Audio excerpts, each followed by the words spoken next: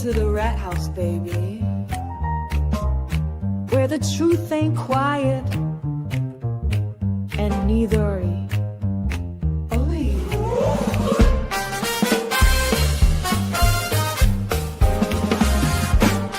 Where the ChatRats crew slide in, pull up a seat, crime talk, cold facts, and a jazzy backbeat. We got stories to tell, got some justice to serve, so pour up that coffee or something with a swerve. There's Rat Daddy leading 6'5" of cool toys, the queen with the sharpest of tools. Dean's cracking jokes, Mary B's got the tea, and Lawleen lays the law down, real boss energy. MJ's got the fire, Gingy's taking names, Angel Baby's in the game. The clerk's keeping order, Misty's watching close. Pinky promises, keeps receipts, and she does the most. We're the ChatRats, baby, worldwide and bold. Stories unfold while the crime scene gets cold. Puff, puff, pass, and the truth gets exposed. At the rat house, baby, that's how it goes.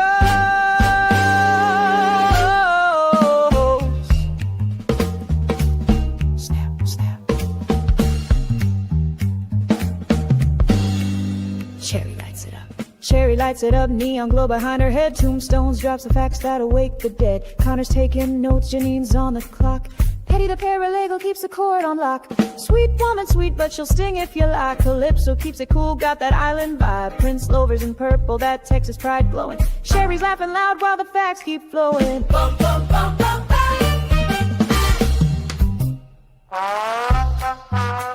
Da-da-dum, da-da-dum, ghetto.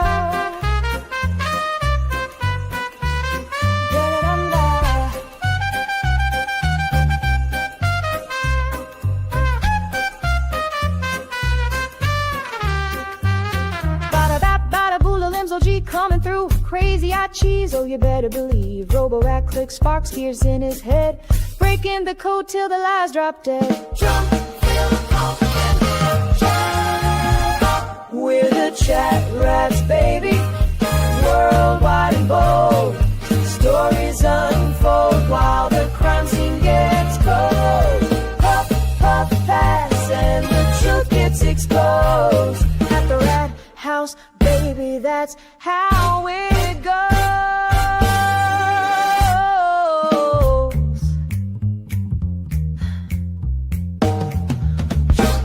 Crime solving, cracks.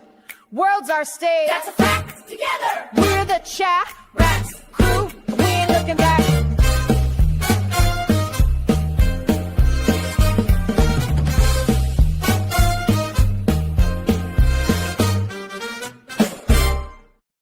Yo, what's up? What's up? What's up? What y'all doing today? Happy Saturday. Got a pretty good little pregame show going for you. Gonna have a good time. Sit back, chill, relax, and then go ride some turtles. What up, Mary B? Hey, hey. All right. What you doing? Chilling, just waiting to go live. We are live. I know. I was waiting. You don't have to wait anymore. Okay, cool. The waiting is over. Yes. Yep. What's So up, what you been folks? doing all day? I've actually been trying to like have a productive day and like getting some work done, starting some like physical movement because it's the beginning of the year, so I'm gonna do that for like 2 days and then stop. Again, you gotta do something. Yeah. Gotta get up and do something. Let's see who's up in here. What's up, Angie? Shane, what's up? Sure. Oh, thanks, Shane. Yep. Cat Toes, what's up? Swiss Miss, busy. Cajun Butterfly in the house. What's up, Boston? Hey, Cajun. Hello, Boston. Boston, Mass is here. Hockey There's the Kids, passer back. I love the passer that's what back. Pats are back. I was watching Crawford's chat yesterday. Pats are back was taking a fucking beating in there, son. That was They were brave. all over him. Yeah. That was very brave. Passer back. Oh, rock chick. We like rock. We like chicks. What up, Shane? Again, Jax, Care Bear. Oh, nice. I like her rat. She got the best rat. Yeah, that's a cool rat. Gary B. What's up, Donna Rash? Hello, hello, hello. Hello, Sue. Angel's got to be in here somewhere. What's up, Cheryl? Bud John, I'm Mike Crawford. What's up?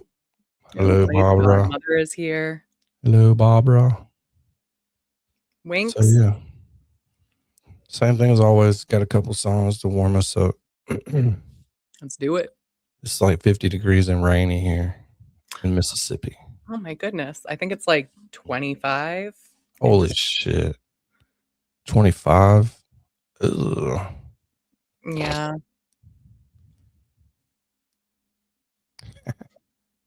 Analytical Blarney, it's fine. Shit You don't out. have to remove comments. It's an evolution. Life's evolution. Oh, look who came to say hi. But yeah, it's my wife's channel and it's our music. We own it. So I'm trying to build her little channel up. It's not such a little channel anymore. She's sitting at like 437, 436. Almost at that 500. Mm-hmm. She's only got a ton of watch hours to go, but that'll come. So That'll does come she get the easy. watch hours with like non-lives, just the videos? Yep. It's just like takes longer. Shorts don't count. Okay. Well, it just depends on how many views your videos get. You know what I mean? I see. Yeah, so we'll throw a couple songs up here and then we'll get after this show. Let me see. Where are you? Where? And make sure you go subscribe if you haven't yet. Oh, there you go. Let's start out with a little BLT. Messaging people. This is BLT's new song. So somebody drop his link in the chat. Pats are back. Glad you're hanging out. I hate that beat you took. I saw it. I was watching. I was like, Jesus. That's what you get for trying to be neutral somewhere that nobody's neutral but you. Yeah, people don't like that shit. Mm-hmm. They don't like it at all. Mm-mm.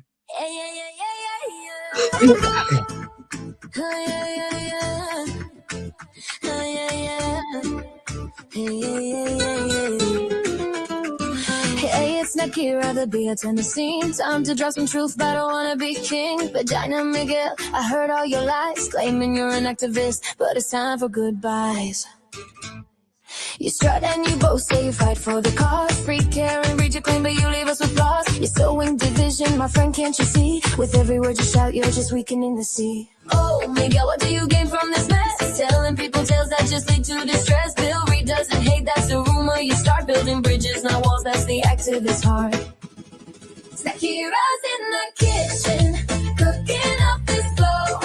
Vagina Miguel, it's time for the show. You're just spitting lies, throwing truth to the wind. But united we stand, we'll break through and win. You told Karen's folks we don't need you, what? When they don't agree, you push them away, look at what you brought. You're here to heal, not just a bruise on your pride. While friendships are breaking, you just run and hide. You say you're a hero as your backbone tonight. When Kate threatened you, you didn't stand and fight. You turned and you fled, left poor Karen behind. Only talking tough, but your courage hard to find. Zakira's in the kitchen, cooking up this flow. Vagina Miguel, it's time for the show. You're just spitting lies, throwing truth to the wind. But united we stand, we'll break through and win.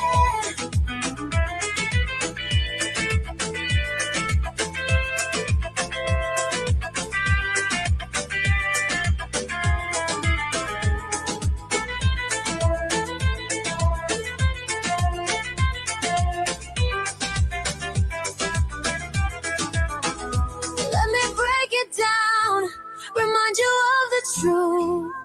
Activists unite, it's about the love and proof. Stop the gossip, time to rally and stand. We're caring for friendship, let's raise up our hands. Nikita's in the kitchen, cooking up this flow. Vagina Miguel, it's time for the show. You're just spitting lies, throwing truth to the wind. But united Here's the invite, let's create a new scene. Snack it all the BLT, let's make friends evergreen. Stop the spreading lies, let's all come together. Time to unite, snap back, now or never. Good one. That's BLT's and new one. And we're going to kick a little slow beat, and we'll pick it back up. Yay. Only two more. Only two more.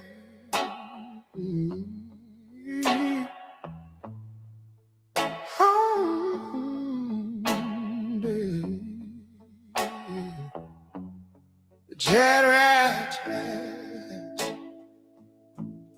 rise. Danny's got the fire that can light the way. ChatRats run these streets, yeah, till the break of day. Screw the system and that one-way trap. Danny's the leader of the ChatRats pack. We're gonna burn it down, hear the voices scream. Danny's the fire, Danny's the fire. He's living the dream. Oh, smoke rolls up and the rebellion's high.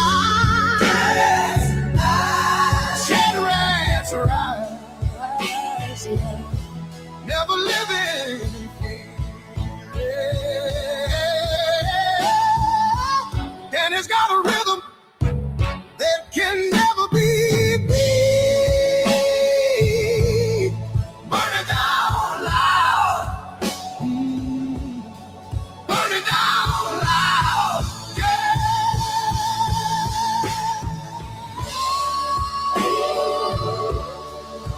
Voices scream.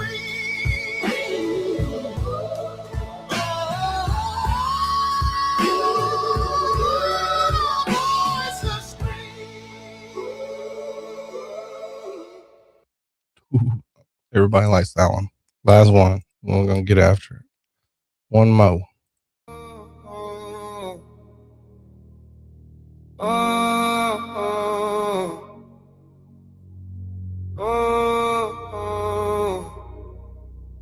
Yeah.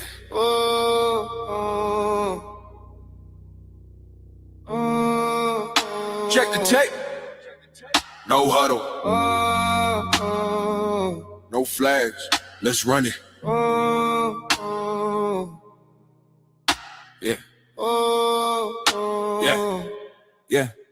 Snap count silent, defense still jumping. Blitz coming heavy, still ain't rushing. Pocket collapsing, QB stay calm. Reading cover 2 like it's written on palms. They stack the box, audible out. Send truth in motion, spread them out. Nickel defense, still too small. This ain't checkers, it's 4th and all. Move the chain, first down talk. Helmet crack when the truth get walked. Red zone pressure, no timeouts. Scoreboard lies, but the tape don't lie. Move the chains, grind that clock. They get loud and they all get blocked. No flags thrown, still got bruises. Ran straight through all the excuses. Yeah.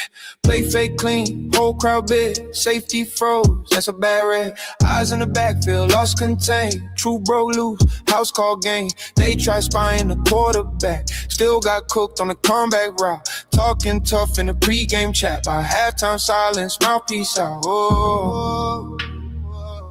No cheerleaders, no script. Just body, stats. Yeah. Yeah. Move the chains, first down talk. Helmet crack when the truth get walked. Red zone pressure, no timeout. Scoreboard lies, but the tape don't lie. Move the chains, grind that clock. They get loud, then they all get blocked. No flags thrown, still got bruises. Ran straight through all the excuses. 2-minute drill, no panic, yeah. Clock management crystal clear. They burn challenges, waste of breath. Still can't overturn what they said. Illegal contact, missed that call. Funny how refs don't see it all, but the crowd saw the whole damn play. and the replay hits a different way. On goal line stand, everybody tense. They stack bodies, still can't fence. 4th and inches, power run. Lower the pass, this game's done. Move the chains, all gas, no brakes. Film room full of their mistakes. They talk big till the lights come on. Then the whole damn drive gets run. No move the chain, whistle late. Truth crosses lines, they can't regulate. No mercy clock, no fake fame. Just a long drive and a short memory of pain. End of the quarter, same results. Run it back. Move the chain. Move the chain. Move the chain. Move the chain. Another banger. Another banger, Mary B. So, let's get this fucking thing started. You ready? I'm ready. So we'll start out with a little bit of the results. This is what happened. CR 117001, murder in the second degree. What say you? Is the defendant at the bar guilty or not guilty? Not guilty. So say you, Mr. Foreman? So say you? No. Do you agree? Yes. Do all of you agree? Yes. Thank you. 002, what say you? Is the defendant at the bar not guilty or guilty? Not guilty. Of. Is not guilty or guilty about that charge or any lesser included charge? Thank you. Specifically, number 5, operating under the influence of liquor by operating a motor vehicle with a blood alcohol level of 0.08 or greater. Correct? Yes. So say you, Mr. Foreman? Guilty. So say you all? Yes. 003, what say is the defendant at the bar leaving the scene after accident resulting in death? Is the defendant not guilty or guilty? Not guilty. So say you, Mr. Foreman? Well, if that don't give you chill bumps right there, you got a fucking problem. You have mental issues if that does not give you a fuck. I gotta go back. After accident resulting in death, is the defendant not guilty or guilty? Not guilty. So say you, Mr. Foreman? So say you all? Jurors, hearken your verdict as the court records that you upon your oath say the defendant on 001 is not guilty, on 002 is guilty of operating under the influence of liquor, and 003 not guilty. Thank you. Fucking classic. Love it. And as we move into the Turtle Boy stuff, I got something a little bit older. That's something kind of fun. A little bit of fun real quick. This is from two years ago. He was roasting Fucci. Shit's fucking hilarious. Get ready for it. Fat ass cook by the name of Mike Fucci. Even though he douchey, he be swimming in a coochie. Claim to fame, make it on the Cutthroat Kitchen. Then he went on TikTok and he can't stop bitching. Fooled a lot of people, but Turtle Boy knows. Ain't celebrities just because he made some nachos. Tried raising money because he said he got cancer. Asked a couple questions, but the dude can't even answer. Can't ask any questions because he says that he respected, but the dude was full of shit, just like I suspected. Friends shut it down till this motherfucker blocked her. Lotto piece of shit couldn't even name his doctor. Making up lies, said he went to Dana-Farber, but Turtle Boy sunk your ass like Pearl Harbor. Says the cancer shit was a big misunderstanding, but people didn't buy it, so refunds they demanded. Not his first lie, you can say it was a pattern. You got so much gravity, his nickname is Saturn. If you hire Fucci, then the court you will be heading, cause he will take your money and not show up for your wedding. Telling women that you're worth 28 million. Your ass got taken down by a journalist civilian. You went and poked a turtle, now it's checkmate. Cause bitch, I pulled your records from Essex Probate. Getting bitches pregnant cause you couldn't wear a rubber. How the fuck you sit dick over all the blubber? Knock her down when you thought she was being catty. You can burn in hell cause your kid don't have a daddy. Says he rich cause he a celebrity chef, but do is so poor he collect from UNICEF. 6 o'clock might seem like I am bombarding. I ain't Maria Stefanos or Ed Harden. Said that I was gonna write you a fat check, but it ain't my fault that your chin ain't your neck. Legal threats from me are just another hurdle, and now your ass is mine cause you went and poked the turtle. Ah! Oh, I love it. God. Then we'll roll on to this. This is a good one. A little bit of a theme Known as going Turtle here. Boy is out of jail tonight, even though he's facing 2 new charges in connection with the Karen Reed murder case.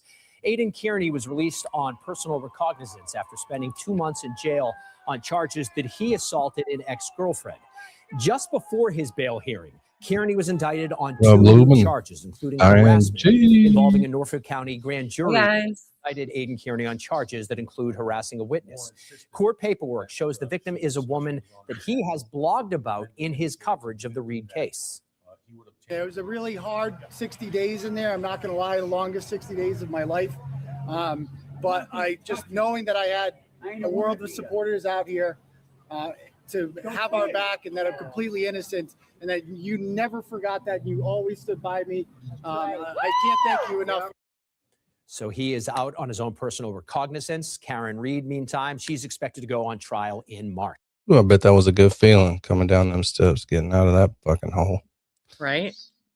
So yeah, we'll roll over to a couple of little Microdots videos that we all like.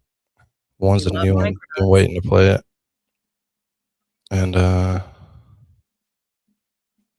yeah, his airness is one of Mike Crawford's, I believe. Pretty sure. That's fine.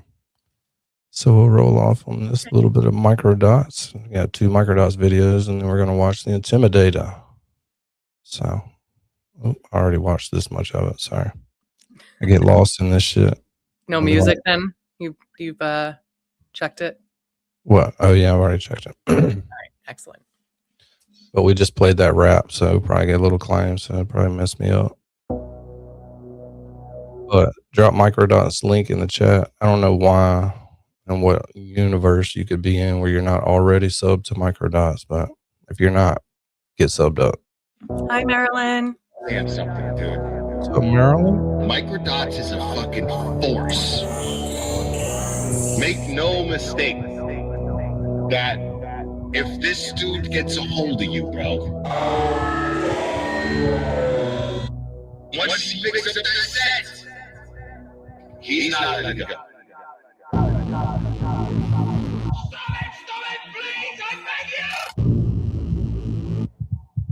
Everything we experience is part of a chain. Every moment preceded by... I'll apologize now to Microdots for the lack of commentary because I'm probably going to light one of these dubs up and I'm probably going to forget to commentate because this shit is gripping. All Microdot shit just gets me dazed out. Like, I'm going to forget in a minute what we're doing here. Microdots already says they don't mind, that he doesn't mind. Oh, no, we have his permission. Sure do. He's a fan. He's a fan. He used to be. I hope he still comes by every now and then. Another.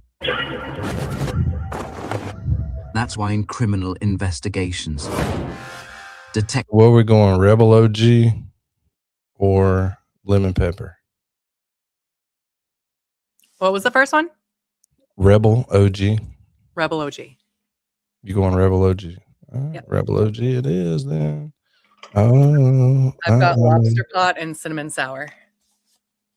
Lobster pot and cinnamon sour. Yeah. Let's ask Stupid April. I can't tell you how many times I hear you suggest the lobster pot, and I'm just like, Let's just do it. Let's just do the lobster and get it over with. That's what All we right. need. Yeah, I have like a 5-pack of the cinnamon sour, so I'll have that for a while, but the lobster pot's almost gone. Lobster pot. I bet it tastes good though. I don't think Yeah, of, it's good. I don't think of weed when I hear lobster pot. Well, I mean, it's New England, so they name everything after lobster. Mm. Oh, do you have a clam chowder one? No, Probably. I've never tried a clam chowder one, but I like this clam chowder. brand- This brand is so good. It's called Tower 3. It's one of the best in Massachusetts. So how's it going, April? It's fine. You look like you're not in the rain. Oh no, it's pouring. Is it really? Really? Yeah. Yeah. That's a lot of rain for California. Why is it raining so much? Just waited for your roof to rip off, and now it's like than me. it's a fucking jungle now that the roof ripped off April's house. It's not going to stop raining. Yeah. Christ. Well, did you at least get a tarp on it or something? Yeah, they came back and put a better the shit they put on there before Why does this happen? Because you got autofocus on. I don't know how stupid. Go to settings, go to camera management, and Would you turn like off. to see me put lotion on my hands? The tarp that they put on there earlier, or the first time, I was like, is this technically a tarp? It was like that clear plastic, like what you would. Oh, the 3 mil. Yeah, it's not a tarp. No, it's not, and it was like torn in half up there. So, anyways, Do better, people. They came back and put some. Hi, Diane G. They came back and put some different thing on there, and it looks to be more secure, but we'll see. Oh, fingers crossed for you. Yeah. But yeah, your camera is set to autofocus. Sorry. I know. Autofocus Do I change that though in StreamYard or like on on your computer? On Mac. On your Mac. I don't know. It's easy. You just go to the settings and then go to manage camera. And it'll show you all the things, and it probably has autofocus and auto zoom or like facial tracking or something that's on. Mine was doing that. I only know that because it freaked me the fuck out. Yeah, it follows me sometimes when I'm like, yeah, I'm trying to hide actually. Just like most of these dudes in the fucking chat following you and Mary B. They like got it. They got their favorite zoomed up. I'm not even in the fucking picture. Oh well, fuck you dudes, bastards. Got a little Microdots, April. Oh, okay. Well, I got play it, but I'm trying to find the camera thing. Yeah, I'm too stupid. You got plenty of time. Plenty of time. Don't get in a hurry. Be all right. I'm already late. I'm panicked. I arrived panicked. You can't be late to this show. I guess not. Can't be early either. That's more true than being late. Just get here when you get here. Whenever you're here, that's We're happy to exactly see the you. time. That's exactly the time. Oh. Sad I just. I've already seen a bunch of different comments. Mary B used to have her whole little fan club. We kind of ran them off. Yeah, and now April's here, so I got competition. Oh my gosh. I'll just do the like avatar. No, I Oh. don't mind. They can You just can have zoom them, in. April. Yeah, you can have them. Y'all can share them. They're a bunch of freaking. Okay, I feel like you Weirdos. lied to me about this camera thing. It's asking me, it says pucker lips left, eye blink, raise eyebrows. Oh, it's asking you if you want like motion controls on. It's not saying that. It's not saying like just turn it off. Oh, it's in there somewhere. Okay, I'm gonna have to just figure this So out. you're gonna have like motion tracking and all that shit. Somewhere you got it. So, all right, Microdots. Let's get it. And at the moment the crime occurred and worked backward, piecing together what led up to it. The closer an event in time and space to what happened, the more critical it becomes.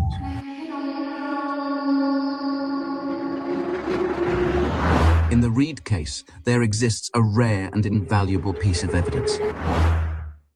The waterfall video. A 75-minute continuous recording capturing the victim and the small group of people he interacted with before suffering fatal injuries. Rather than analyze its contents fully, investigators treated it as little more than a tool to tally Karen's drinks. Had they truly wanted to solve the crime, they would have done exactly what we are about to do.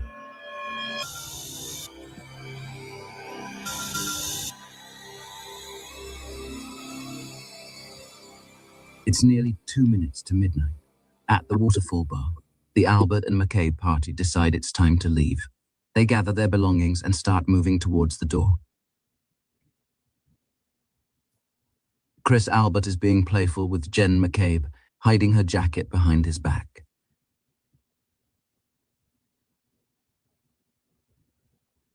He hugs his niece Caitlin goodbye, since he is not attending the after party.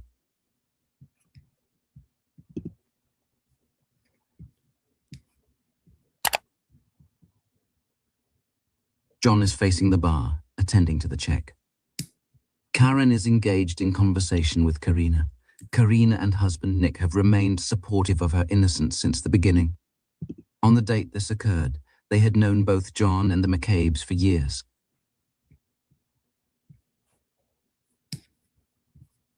As Brian Albert, his brother, Selectman Chris Albert, and ATF agent Brian Higgins move towards the exit, an interesting exchange occurs. We will watch the next 20 seconds uninterrupted, then break it down frame by frame.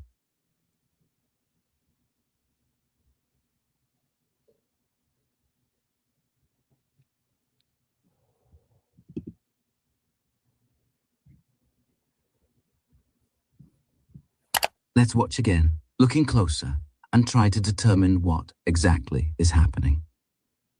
Brian Higgins is looking in John's direction. Chris Albert says something to sister-in-law, Nicole, as she steps towards the door. Daughter Caitlin Albert is closest to the exit.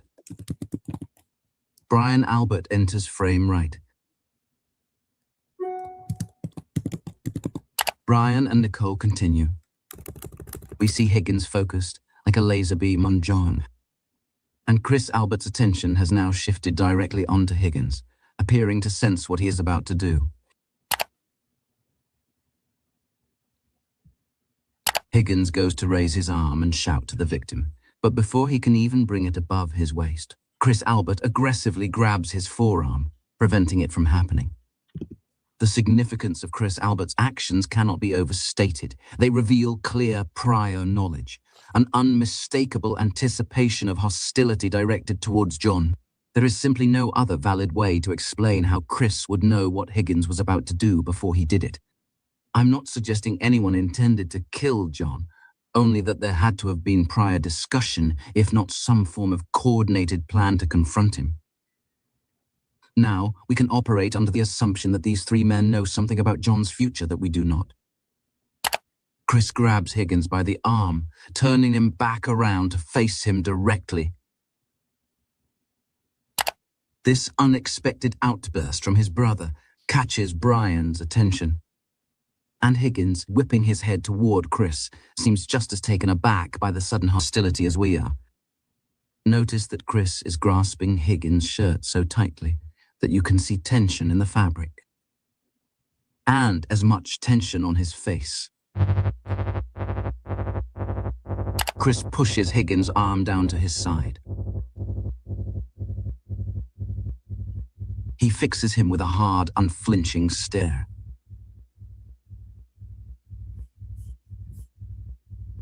Chris releases his grip.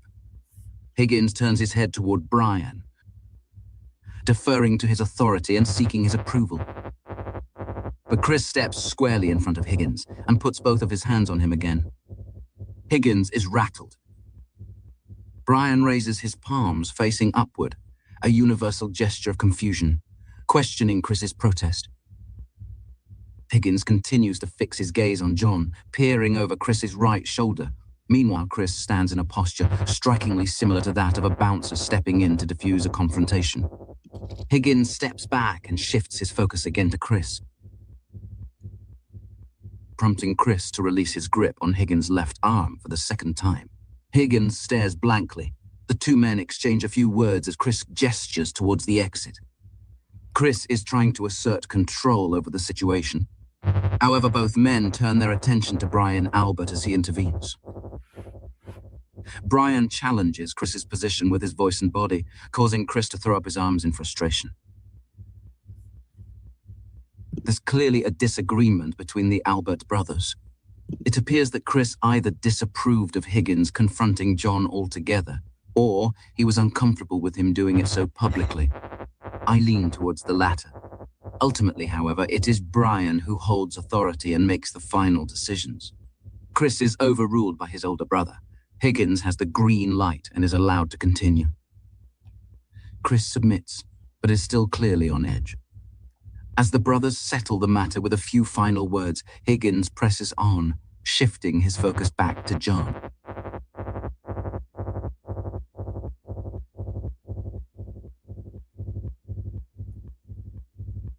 Even with reduced resolution and a tight zoom, Higgins's agitation is unmistakable. He appears to be incensed, clearly gesturing. Let's go. He briefly makes eye contact with Brian Albert, puts his hand to his forehead. Chris guides Higgins towards the door, touching his back, using his body as a physical barrier. But Higgins isn't done. Chris watches him closely. Higgins remains preoccupied with John, while Chris maintains a stance resembling someone preventing a confrontation. Pay close attention to the next sequence of frames. You'll see Chris appear to say something to Higgins, likely a command such as... Yeah, that's what I think. Sometimes did Chris get pissed off? He's like, I'm not going over here. I'm not going to be a part of that shit. I'll fucking walk home. Do you think? I mean, they all live really close. It's not odd that he walked home, but it's odd that none of them could drop him off. I just feel like he would, I don't know. He seems like a guy who wants to be a part of it. Seems like it's something that brothers, no, it looks like to me like he's like, no, y'all don't need to do that shit. Yeah. And they probably go there or went there every fucking day if they live that close. Yeah. Yeah, for sure. And you're like, I've had don't- enough of this night. Yeah, don't do that here. Don't do that here. And I'm not going with y'all because I'm not gonna be part of this shit. Yeah. But B. Albert, he ain't worried about it at all. Cool as a cucumber. And I think whatever he says is the ultimate decision. Go or okay. In response, Higgins shows clear defiance, stepping past Chris and openly calling out to John in full view of everyone. Here we go. Chris speaks and puts his hand on Higgins' back to guide him out for the second time. Now, Higgins will react defiantly, ignore Chris, step past him and attempt to get John's attention vocally and by waving and pointing. Higgins defies Chris's instruction to get going. Chris is not happy with this. His stare is ice cold and locked on Higgins. Higgins sidesteps Chris and is animated. Then Chris turns to look at John to see what his reaction is.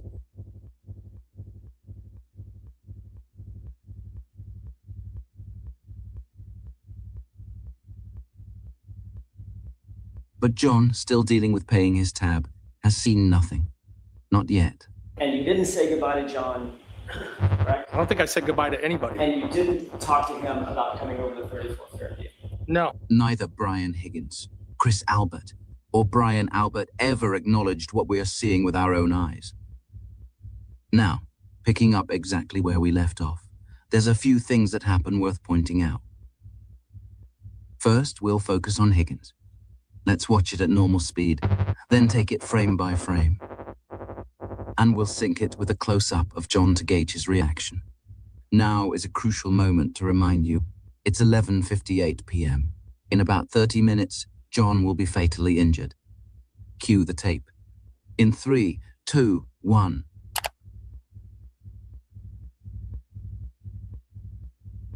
They didn't hang out together all the time. That's the kicker. This wasn't, they were randomly there with him, and then all of a sudden, they want him to go back to the after party. But they didn't hang out all the time. Right. So yeah, he why wanted him there to pick a fight. Yeah, why is Jim McCabe in there and like, you're going home with me? Dude, Out of the that's blue. weird. They're just looking for new friends, coincidentally. Nothing makes me not go anywhere you say more than like, oh, you're doing this. Yeah. Actually, I'm not. It's just odd that they want him to go over there that bad. Like, Right.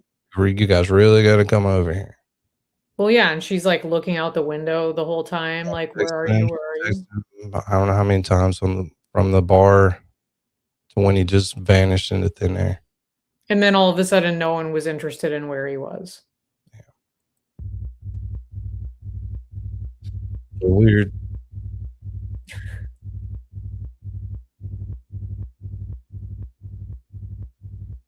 Let's watch it again, slow it down, and look a wee bit closer. Higgins is desperately trying to get John's attention, but John still has his back turned. By the time John turns to look, Higgins has shifted his gaze to Brian Albert, likely pointing at Brian while telling John to go to his home at 34 Fairview Road. Then, as Higgins turns back toward John, he sees that John has already looked away, prompting Higgins to abort the next hand gesture he was just about to make. Higgins looks and sees members of the band carrying equipment out, then steps back to give them space to pass. Then, he finally makes direct eye contact with John. He points outside, telling John to come to Brian Albert's home. His posture rigid, and each motion he makes is laced with tension. John says something back to him, then glances over to Matt, who seems to have also witnessed the interaction. Consider how determined Higgins was to deliver the message to John. He endured a tense confrontation with Chris Albert, made multiple unsuccessful attempts to catch John's attention, and deliberately lingered behind the rest of his group, refusing to leave until he was absolutely certain the message had been received. Karen and Karina were so deeply engaged in conversation that they remained completely unaware of everything that had just unfolded around them. John is smiling. Whatever message Higgins was trying to send, it clearly didn't land with the weight he intended. John appears relaxed and confident, an important detail, as this reflects his mindset just before he would enter 34 Fairview Road.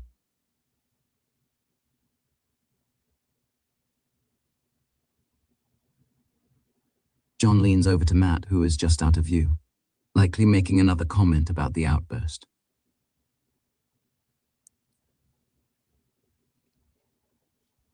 Then appears to say something about it to Chris Albert and Jen McCabe, before he is interrupted by the bartender to sign the check.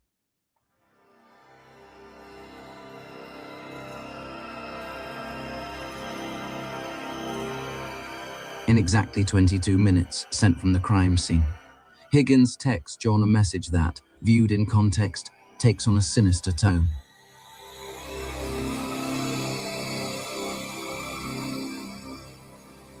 That text, combined with the footage we've just reviewed, should have made Brian Higgins the primary suspect of John's murder. We've established that Brian Albert, Brian Higgins and Chris Albert seemed to have prior knowledge of a confrontation with John. But for that to be true, we would expect to see some evidence of it earlier in the night. Now, we will rewind the tape 9 minutes to find just that.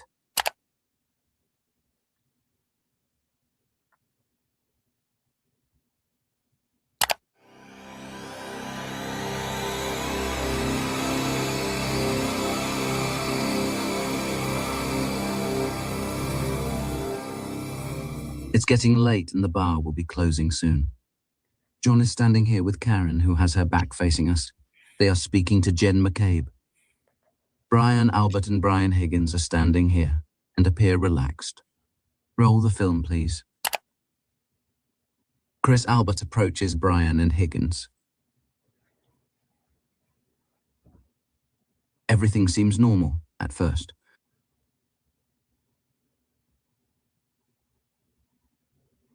They smirk. The three men's body language changes. They speak closely and glance towards John and Karen.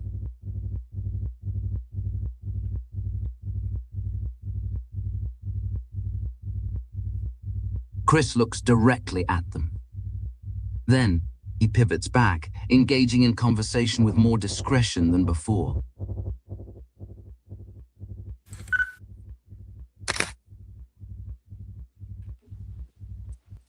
Yo, what up, Kazi G? Hey, what's up? Hey. How you guys doing? Good. How are you? Hey, your new cat. It's creepy ass new cat. Yeah, that's my cat, old flashlight eyes, looking over the bed at me. Did he come that creepy? You did that to him already. Man, that's my cat. He's the best, man. He's cool. He's keeping an eye on you, whatever you're doing. Old flashlight eyes, yeah. Laser Cool. cats. Yeah. So what you up to today on this Saturday? Oh, shit. Nothing, man. Just hanging around. Not much. listening to you guys. Don't want to interrupt the presentation. I'll just kind of hang around and This is the what do best you kind Wait of a second. presentation to interrupt.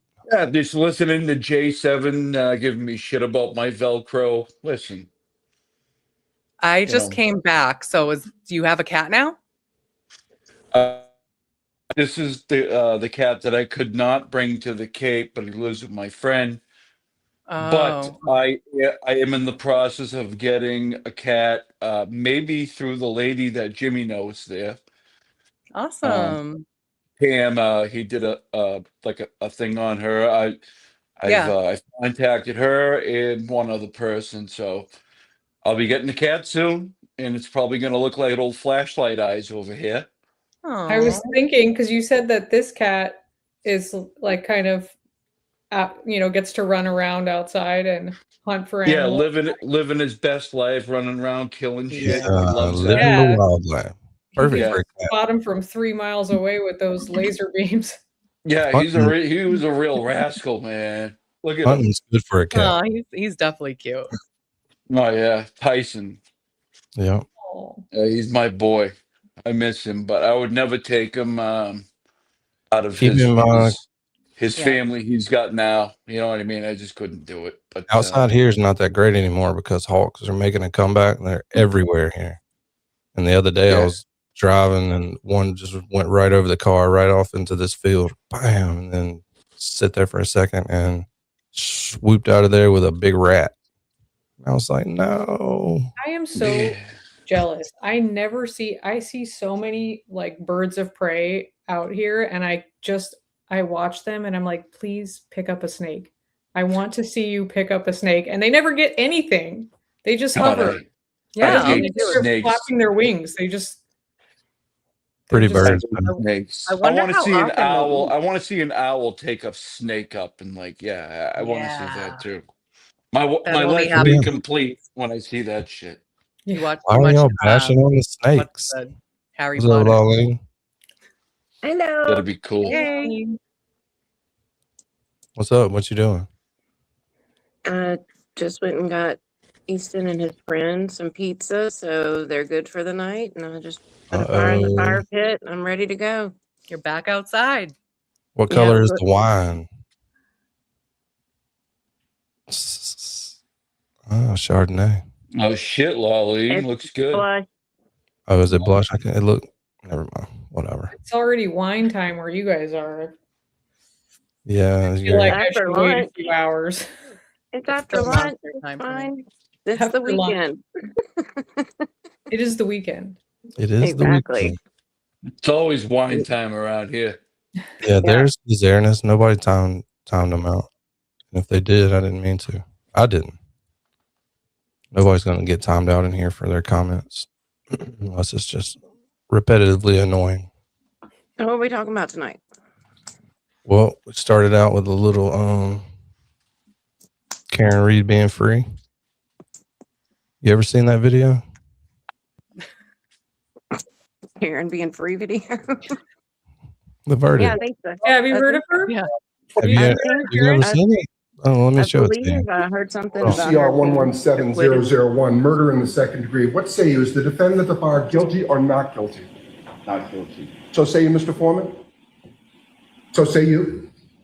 No. Do you agree? Yes. Do all of you agree? Thank you.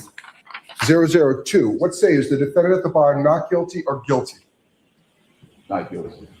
Of. Is not guilty or guilty about that charge or any lesser included charge? You ready? Thank you. Specifically, number 5, operating under the influence of liquor by operating a motor vehicle with a blood alcohol level of 0.08 or greater. Correct? Yes. So say you, Mr. Foreman? So say you all? 003, what say is the defendant at the bar leaving the scene after accident resulting in death? Defendant not guilty or guilty? Not guilty. So say you, Mr. Foreman? So say you all? Jurors, hearken your Just in case you didn't remember it. Oh yeah. Now I remember. I actually Someone don't told feel me like that angle is the angle I see like a ton. It's like the one. Nope. Yeah, I from like the the angle side. better where you can see into the media. Yeah. Yeah. That's you the one can I see- got for today.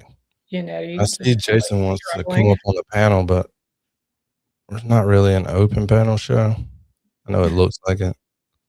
Wait, but these who? are What? recurring characters. I'm trying to find it. Hold on. Shane, I'm sorry. So what is it that you want to tell us, Shane? Because it's a monetized channel. What's the password? Yeah. Just tell me what you want to talk about. And then maybe. But people think it's an open panel show, but these characters are recurring. There's about 5 of them missing. I'm noticing a trend though that whenever I'm on here, no famous creators come on. So maybe I should jump off. That's a lie. Sitting at work the other day and Glaire's on the panel, and then the night TV came on. I was sound asleep, so I give up. I didn't Oh, know I mean, they were live. you got Stupid April, you got Mary, you got Danny, you got Cossie. These are my friends, though. These are sorry my we friends. ain't, I'm talking about people I would never Yeah, talk Cossie, to we're not ever, good enough for except all here. you. Sorry, there's no superstars up here. That's not what I meant. I can talk to y'all all the time. I don't ever get to talk to these other people, and I have questions. We're not good enough for her. It'll be okay, Cossie. Just think of her as the leader of the T-Rex arms. Yeah, okay.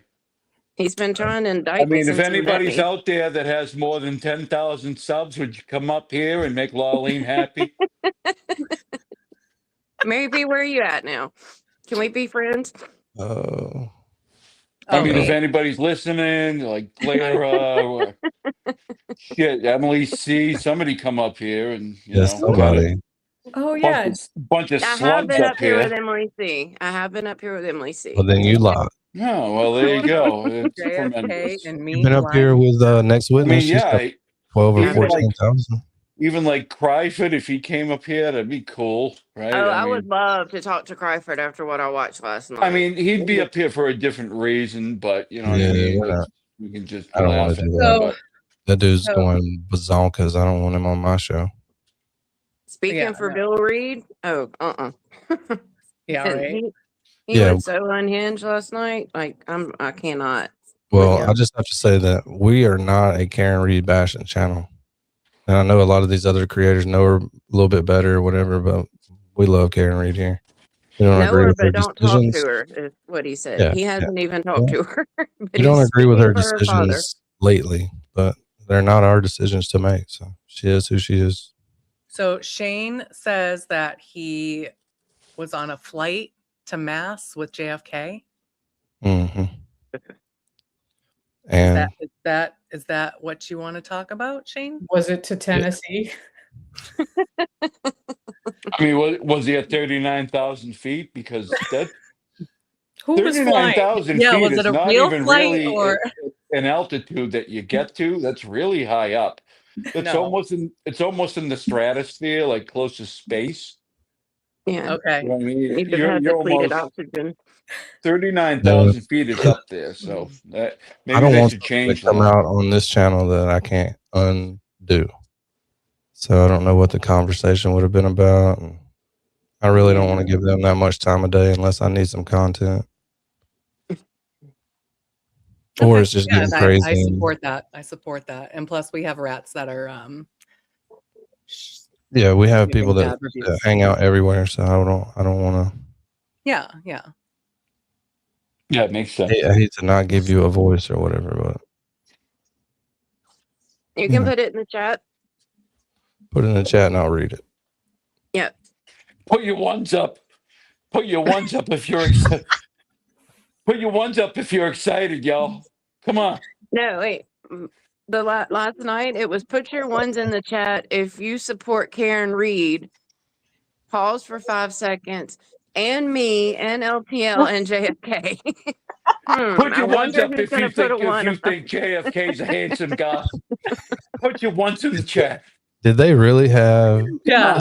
Who's the best looking? Who's the best looking? He actually did that. I'm you not can do sure that. And then about he said that he was in 7th place, and it was out of like 4 people. Out of 4 people, yeah. Put You can your do ones that on up my if you channel. think if you think can't do that on JFK's me. the best looking, put a 2. If you think the James Jackson, put 3 for Heavy Kev. Yeah. Put 4 for 4 for Brillin. Jay The Brilliant. guy in the middle. Brilliant. Guy in the middle. Brilliant. Guy in the middle. Brilliant. Yeah, he couldn't say the name. Yeah, you couldn't even say his name. He goes, all right, JB. JB. Let's just call him JB. Let's call him J. Let's call him J. Okay. And also, put your sixes up if you think it's Mike Kryvin, and put your sevens up if you think it's LTL with his least wig. Oh. And let's have a poll here. So wait, so 6 is Crawford. Six is I don't no, want to six, put the wrong number up, you know. 6 This is serious. LTL with his least wig. He's least to own. His summer or winter toupee? And do It's the autumn edition. He's waiting for the 2026. Slightly blows in the wind. Yeah, he's waiting for the 2026 blend in. and put in a 9 if you prefer bald LTL. Yeah. There you go. I think a lot of women would prefer it just to be With his arm but up, with his unmuscular arm up in the air, like fight, like yeah. let's fight tomorrow. Yeah, that's him. Him and Mike are doing their push-ups together. Put your I'm seeing a tens lot up. of 9s in the chat. A lot. Look at all those 9s, guys. It's just like It looks like they're doing them together, but they're helping each other. They're spot. Put your spotting each tens other on up if you push-up. think it's if you think JFK is in a garage or in a car. Put your 9s up. Put your 10s up. Yeah, just throw a number in the chat. For Whatever your favorite number is. I don't even know where I left off. Okay. We're on the beauty contest for JFK and Mike Crawford. And I oh wouldn't my keep god, bringing look it at up. all of these super chats. Wow. Look at all of them. I can't even keep I up know with it. it. I can't even pay attention to fucking I super can't. chats. Too many colors. Even like though he's the- reading them twice. It's like the coat of many colors. I mean, God, the chats on En Fuego. Yeah. It's on fire. That means on fire for all you. Oh, okay. Yeah, for all you gringos. All All you you gringos. damn stupid non-speaking Spanish fools. All right, let's go back to what we were doing for a minute. All right, go ahead.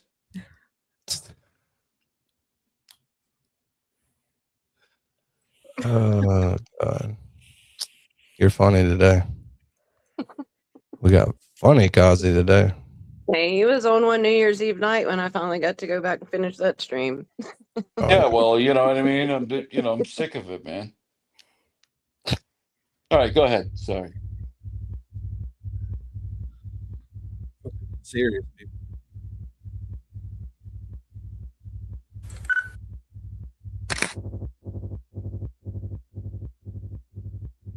Chris leans in to listen to Brian.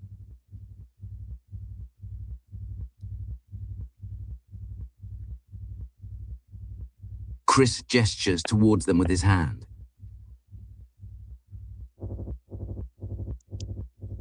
They become more excited.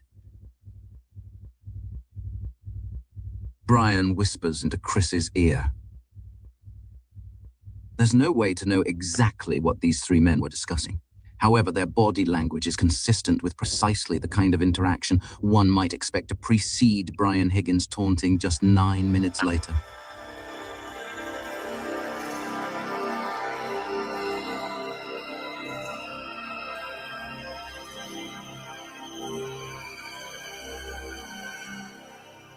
It's 11:30. The man at the center of your screen is one Brian Higgins.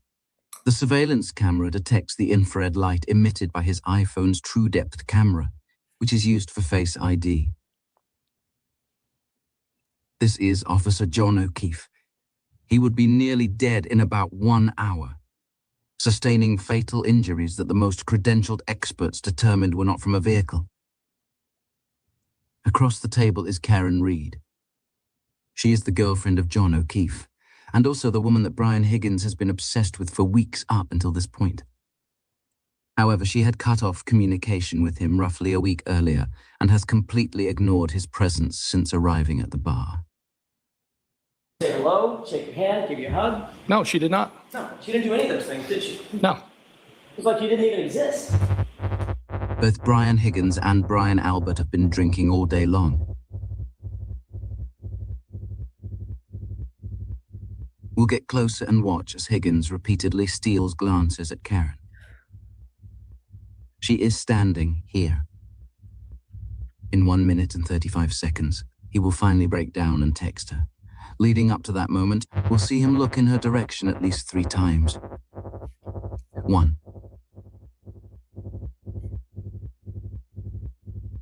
2. 3. At 11:32, the weight of Karen's indifference becomes unbearable. He gives in to temptation.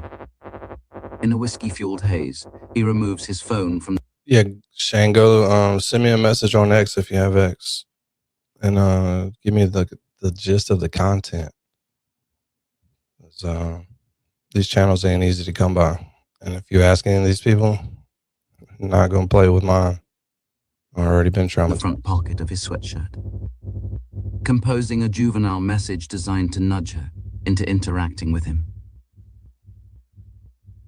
It doesn't matter that John O'Keefe is standing right there, a few feet away from him. Higgins is determined to get attention from Karen, whatever the consequences may be. From this point forward, Higgins can be seen frequently checking his phone, presumably awaiting Karen's response. But that response would never come, surely adding to his humiliation and anger.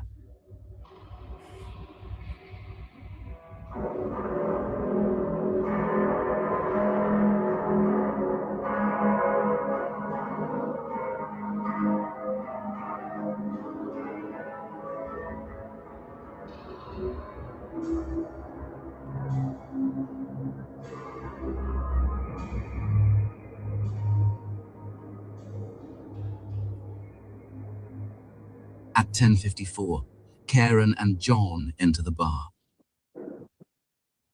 On the surface, everything appears normal, but there are already subtle signs foreshadowing the darkness this night is destined to bring. Brian Albert leans closely into Higgins to make a comment, seemingly about Karen, since she's standing right there and just walked in.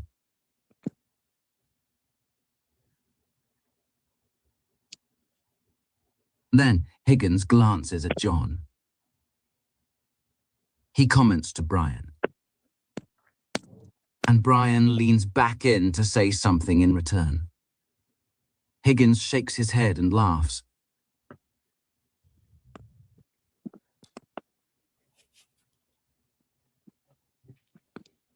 Higgins points to Brian, requesting to step away for a private word. Higgins signals, "Over here." Not even Brian's wife, Nicole, should hear this. Higgins leans in very closely to Brian's ear. What subject matter requires this level of secrecy? The discussion continues. They seem very excited and animated.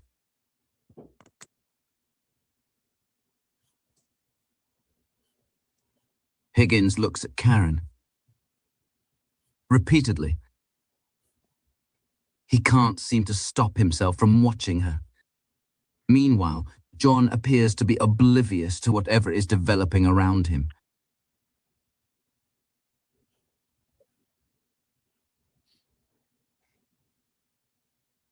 The two men touch hands in agreement. When do y'all think John picked up on something was wrong?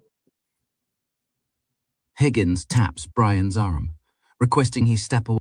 John walked straight into the fucking bar and gave Higgy a hug. I know. He didn't discover inside of here that something was wrong. Something was already wrong between them. But I know between them, but that something might be up for after the bar. I think he knew very early on. I mean, we can see it. You know, I mean, first of all, let's get this out of the way, okay? JFK or anybody else claiming that they came up with the waterfall footage is absolute bullshit, okay? True Crime Kangaroo came up with the original footage here.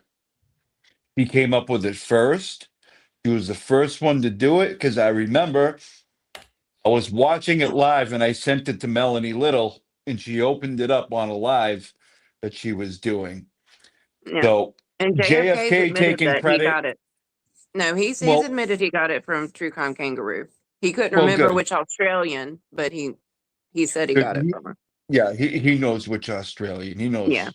So He knows them now, trying- but originally he was like Aussie Insider. Then he's like, no, it was somebody else from Australia, but he has since Yeah, given. no, geez, I can't remember. No, you can remember where it came from, dickhead. So don't act like you were the first one to go over it. That's all I wanted to say. Thank you. So y'all think that John knew that something was going to happen after the bar, even No, I before he don't. went to the bar? I don't think he knew something was going to happen, but they already knew. Like, I mean, Karen told Higgy that John saw whatever the But tape then or she the said that kiss. she was joking about that. Yeah. She's like, She I said- know where the cameras are. I'm not going to do Tell your that. boyfriend. Tell your boyfriend that you just hooked up with another dude in his garage, and then see if he just gets over it when you say I was joking. I mean, I know he knew that there was bad blood with Not Higgins. gonna happen. Yeah, he definitely knew that. I mean, by the time his footage came out and he does that little that I know he knew that then. little jig dance. Yeah, I mean, did he know I think before? that's when he figured it out. I think that's I when he mean- figured it out that the Alberts were in with Higgins on it. Right, but it also, before this video's done, he figured it out. So anything after that would suggest that something happened with them. I mean, straight I up. think he might have knew it was escalating. Yeah, I mean, just What do you watch think his- you would? What do you think would have watch his happened? mannerisms. Watch his mannerisms. Yeah, but what do you think would have happened if when Higgy texted her, Will, when they're all sitting at that table, she picked the phone up and showed it to John? What do you think would have happened? I think he might have stayed in there for a bit. He might have thought it over. Yeah, I think he'd have went after him right then. I don't think I don't. I think he probably might have called him. Listen, we need to talk outside or something like that. I don't think he would have went after his throat right there in the bar. No, I think John's a little smarter and a little more, I think he's smarter than that. He's not going to do that in a bar with he's going to ask him probably, hey, we need to talk. Yeah. Which is what Gingy, I will would you do. try my X link again so that Shane can send me a message with a little bit of what he wants to talk about? I just dropped it. Oh, my And I bad. tagged him. So hopefully you got it. BLT just sent me this. I hope you are Jesus ready. Christ. 3 minutes. Enough. Here we go. On this panel, who is the hottest? We should do a poll. Who's the cutest on the panel? Yeah. Gather round, it's about to get wild. Gonna spill the tea on these guys. Young style, 3 hood boogers, but which one's my fave? I'm Mike, your guide on this funky rave. First up is JFK, aka Randy, rolling in his ride. Oh, washed up rapper, but he wears that pride. Living in a car, got dreams like a star. But oh, let's face it, he ain't going far. Oh, Randy, with your rhymes that don't feel tight. You're cute in your own way in the dim moonlight. But let's be real, man, you ain't the top pick. Still, I can't help but chuckle, that's his slick. Who's the cutest hood booger? Gotta make some noise. With a baby face or a rapper with no poise. Which one gets my vote? Come on and see. These 3 hood legends, let's include me. Now here comes James Jackson, baby face charm. But he's tangled in shadows, keeping it disarmed. Low key with the drugs, yeah, that's his scene. Darling, you're cute, but you know what I mean. With that smile and those eyes, innocent disguise. But baby, we know there's trouble behind your skies. I'd love to catch you clean and dance through the night, but you're throwing down shadows out of my sight. Who's the cutest hood booger? Let me hear the hype. A baby face or a rapper who's just not my type.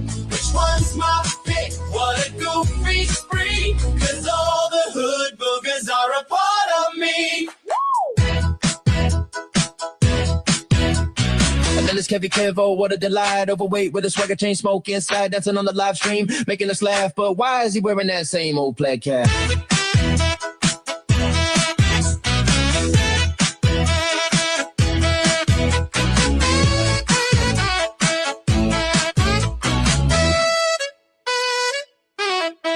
Oh, Kevy, your moves are hilarious delight. But bro, this ain't a beauty contest. What's your height? Between the three of you, man, who's gonna win? They see my man crush, where do I begin? So here's to my boys now winning beauty queen.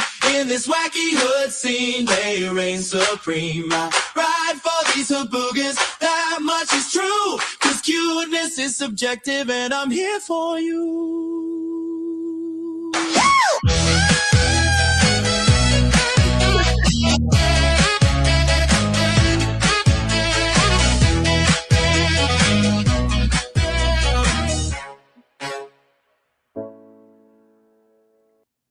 Fucking hilarious. Very, very well done. Very well good. Very good. That's fucking hilarious. All right, back to this. Once again to discuss something sensitive. And back to the corner they go. Higgins asks questions. And Brian gives answers.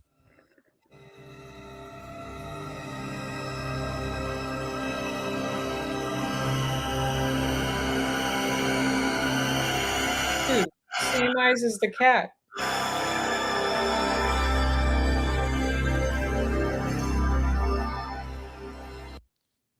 Free Karen Reed. All right, moving on to our next Microdots video. This one is newer. It's from a month ago. It is good. I can't remember. Which one is this? Revenge, yeah. The state's new plan to get Karen Reed. So say you, Mr. Foreman. So say you all.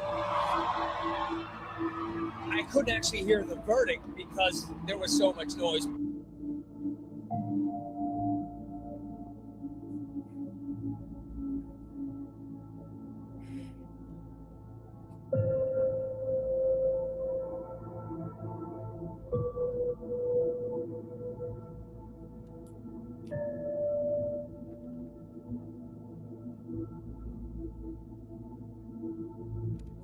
Emerging from the courthouse, they're waving to the crowd. They're making that hand gesture and sign language of love.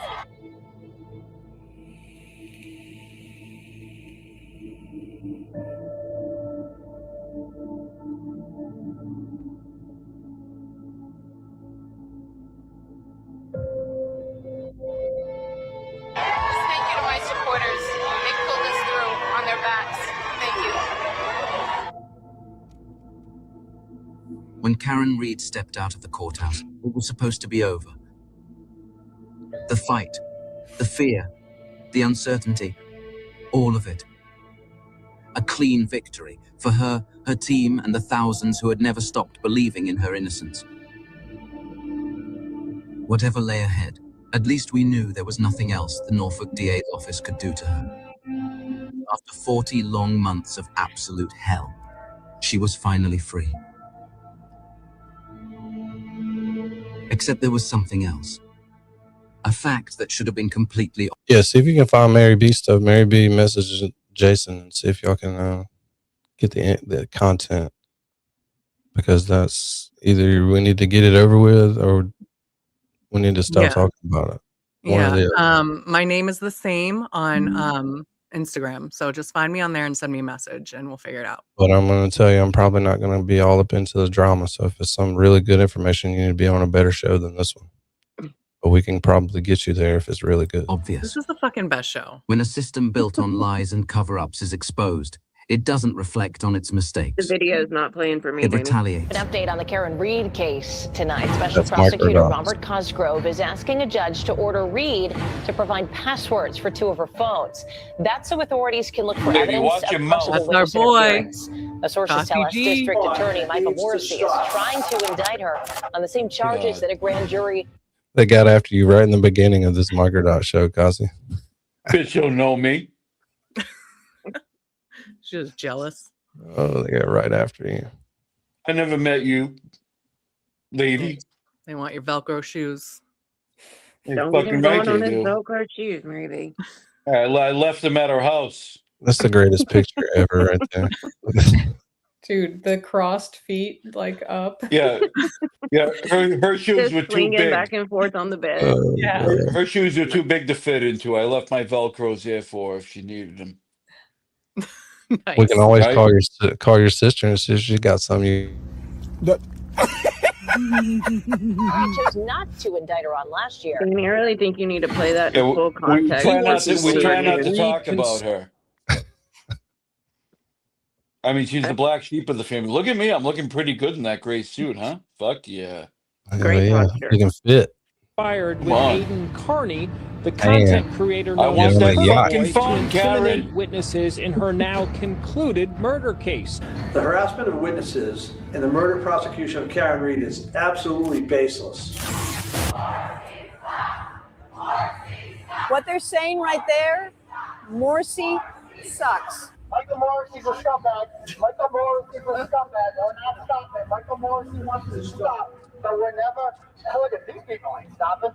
Long story short, they're trying to drag Aaron into that by adding a conspiracy count against both of them. Cosgrove is also serving as the special prosecutor in the Commonwealth's case against Aidan Kearney, the blogger better known as Turtle Boy. He's pleaded not guilty to witness intimidation charges. Let me tell you who Morsi is.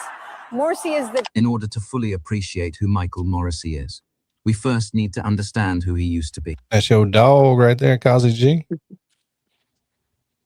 Yeah, he's a dickhead, but whatever. I mean, you know, neither one of it you is have paid what for it a is. meal in Boston area in 30 years. Well, Every time. I mean, when it comes to Morrissey, he hasn't had to have a meal, period, in 30 years. We saw where he charged those pizzas to the DA's office that day. Yeah. Oh Yeah, shit, yeah. we gotta hurry up. We gotta watch The Intimidator, and it's an hour. We gotta get done. He was elected to the Massachusetts House of Representatives in 1976 for the 3rd Norfolk District at just 22 years old. This begins a 34-year run as a Beacon Hill insider. Building a reputation as a reliable Democratic machine politician, holding seats on multiple committees, and becoming part of the long-standing Norfolk County political network. Serving in the House continuously until 1993. From there, he was elected to Mass State Senate for the Norfolk and Plymouth District for the next 18 years, all Hey, the way Danny. to January 2011. Yes, sir. Did you see that fish that was hanging up there? Mm-hmm. I caught that thing. I caught that fucking thing. Cool. What kind of fish Why'd is you that? give it to him? It was a rainbow trout.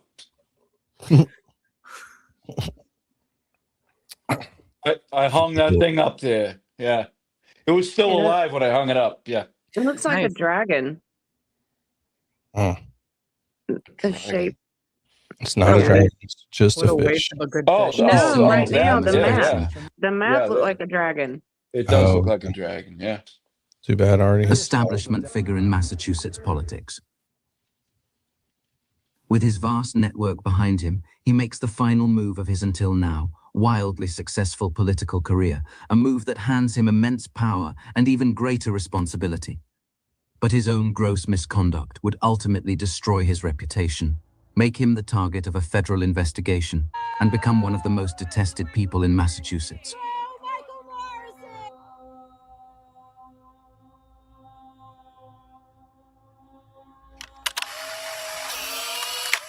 Here, he stands with disgraced former Stoughton Police Deputy Chief Robert Devine. Sandra Birchmore, then 23 years old and 3 months pregnant, was found hanging in her apartment in Canton, Massachusetts.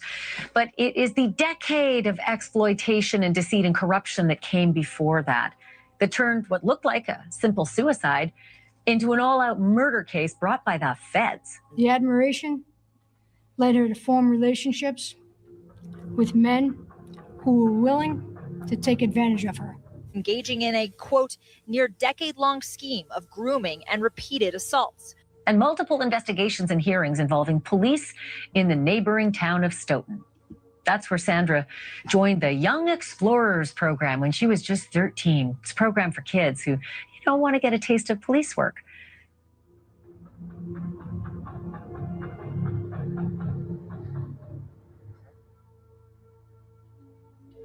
So disturbing. What's that?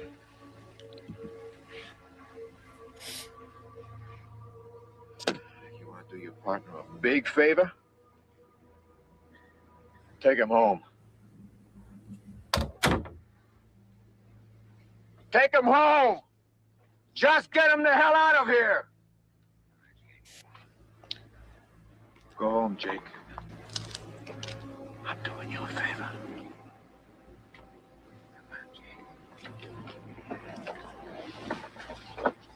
Forget it, Jake. It's Chinatown.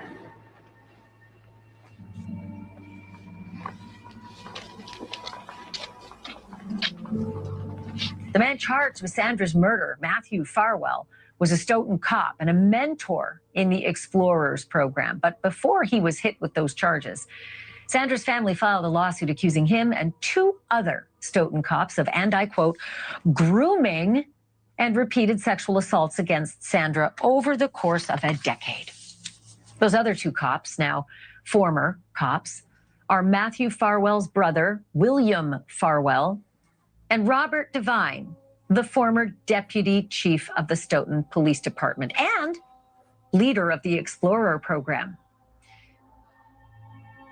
As federal probes intensified into Birchmore's death, leading to charges against Matthew Farwell, Morrissey's office has inexplicably declined to pursue state charges against anyone involved, and still publicly denies that Birchmore's death was a homicide, despite the overwhelming evidence of yet another cover-up.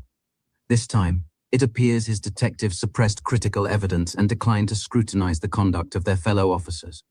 And Michael Morrissey did nothing except protect them. Only one candidate has all it takes to be Norfolk County District Attorney. Michael Morrissey, a leading trial attorney for 25 years. He's written the tough laws to take criminals off our streets. The only one with 3 decades of experience working with community groups to prevent crime. And the only one with a legal management experience to run the county's prosecution team. And the only one fully responsible for all of the prosecutorial Hey, Danny. decisions. He covered... It says he has 25 years of trial court experience. Surely somebody can find one trial that we can watch. That's what I was going to say. I'm like, that sounds like a lie. I don't think he has that. Because there's been several people say that he's never been in the courtroom as a prosecutor. So Yeah, we need I to think find they, that I out. think they're just talking about him prosecuting people. I don't think they mean he's actually 25 in years of there. trial court experience. Sounds like they're trying to say he was a prosecutor in some trials. I mean, that's definitely wrong.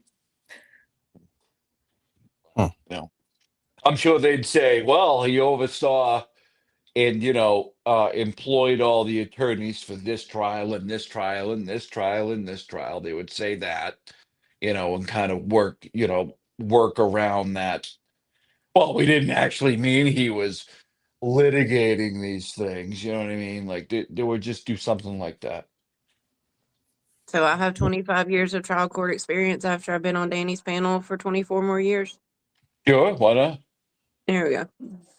I mean, when you're a Michael Morrissey, I mean, you can write your own ticket. You run unopposed for 20-something years. Yeah, he's the guy. He's not the guy. I mean, they would say, I'm telling you what they would say.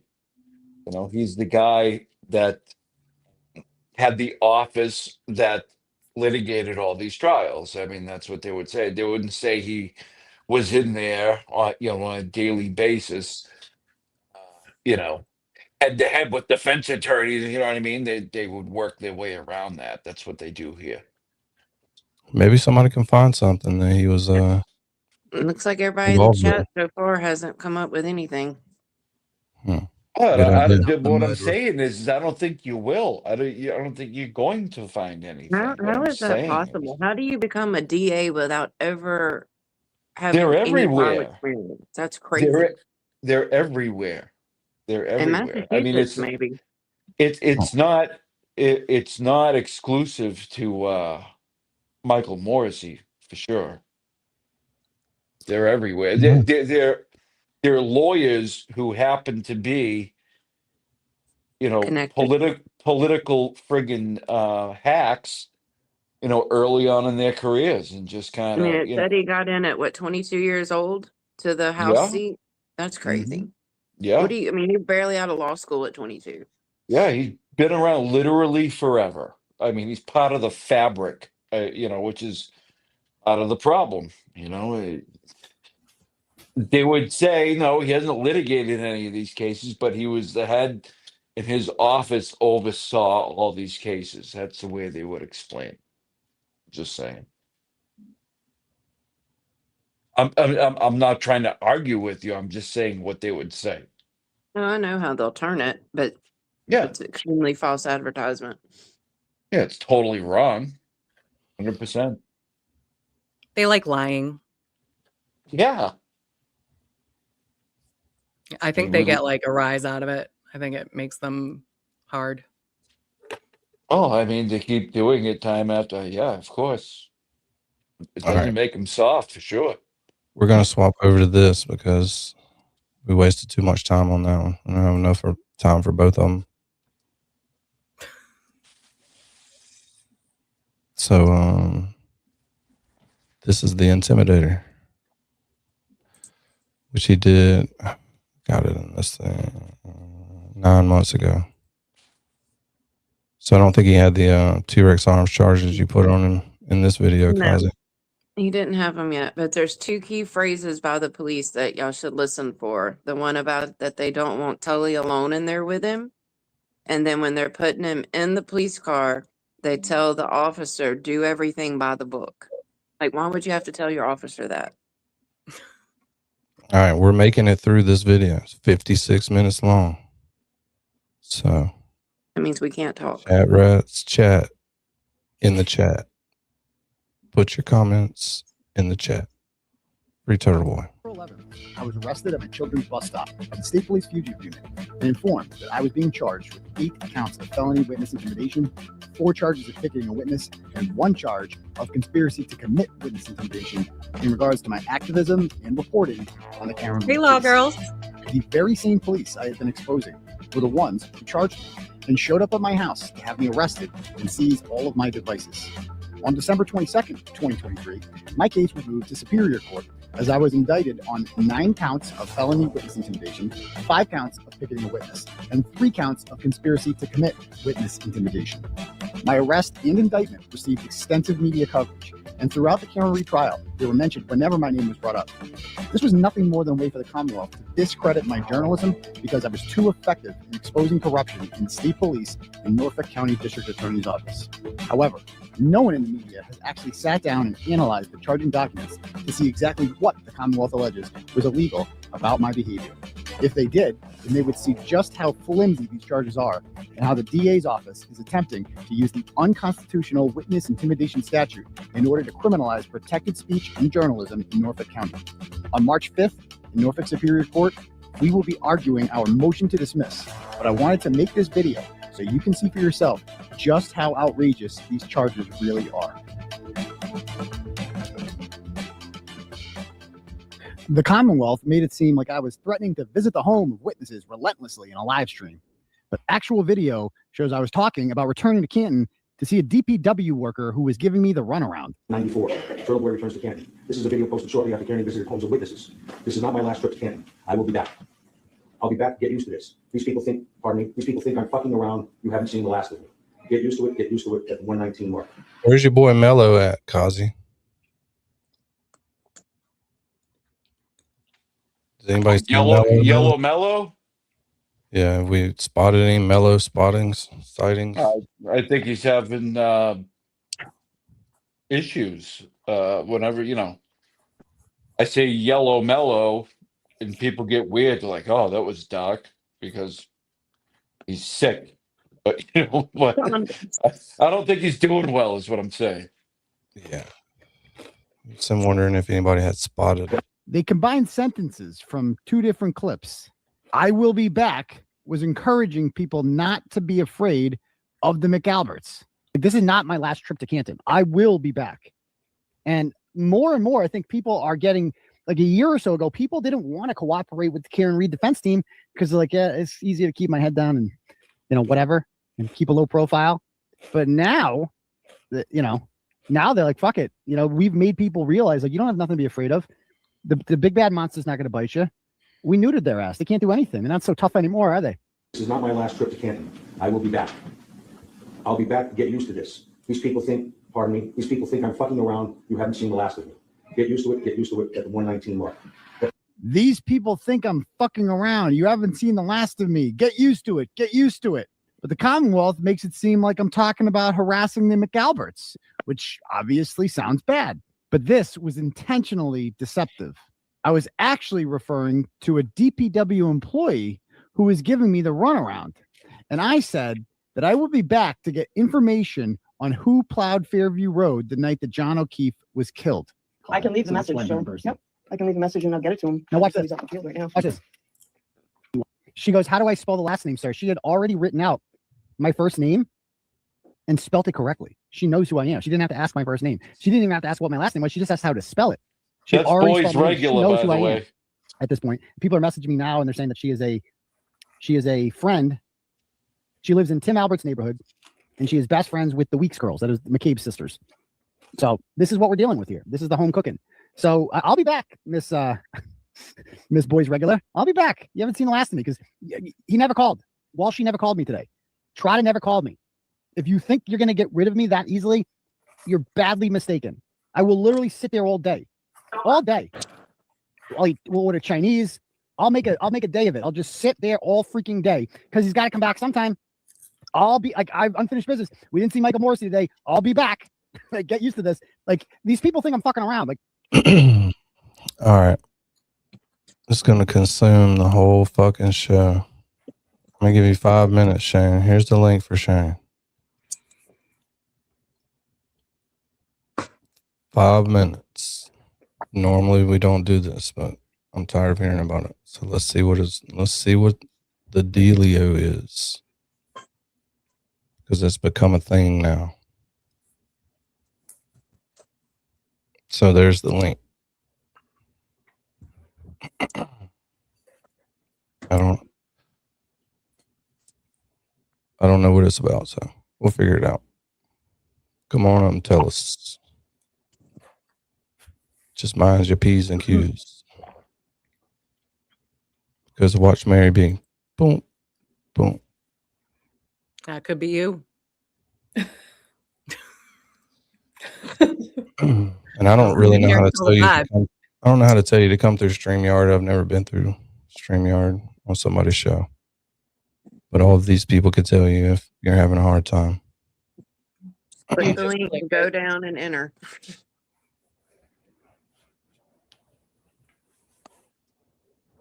Well, we can do it.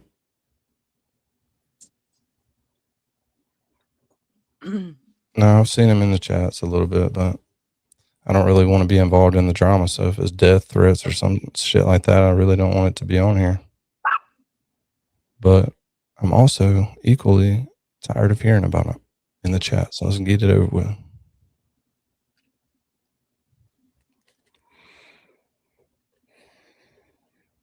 Do you have the Jeopardy music? Sweet Care Bear? Huh? I look like a sweet Care Bear, someone said. Oh, That okay. rainbow bear with your background. Yeah, it's probably my new background. I just Shane, said rainbows out your chest. Click this link, Shane. I said, AI, make me a new background that's lighter and looks good with my coloring. And this is what it gave me. That's what mine did too. And it's realistic. And it'll let you What is it stop back in there? StreamYard and put up an avatar or whatever, but you're going to come up, you might as well be on video. So I can see what else going on. I don't want to get some kind of crazy freaking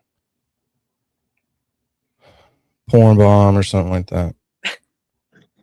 And it happens. It used to happen a lot. People do that to me. Yeah, man. These things are real. These things that happen.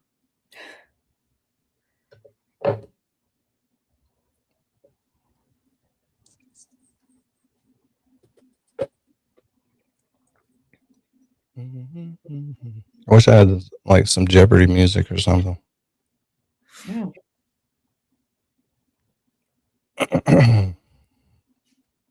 So he's supposedly on a flight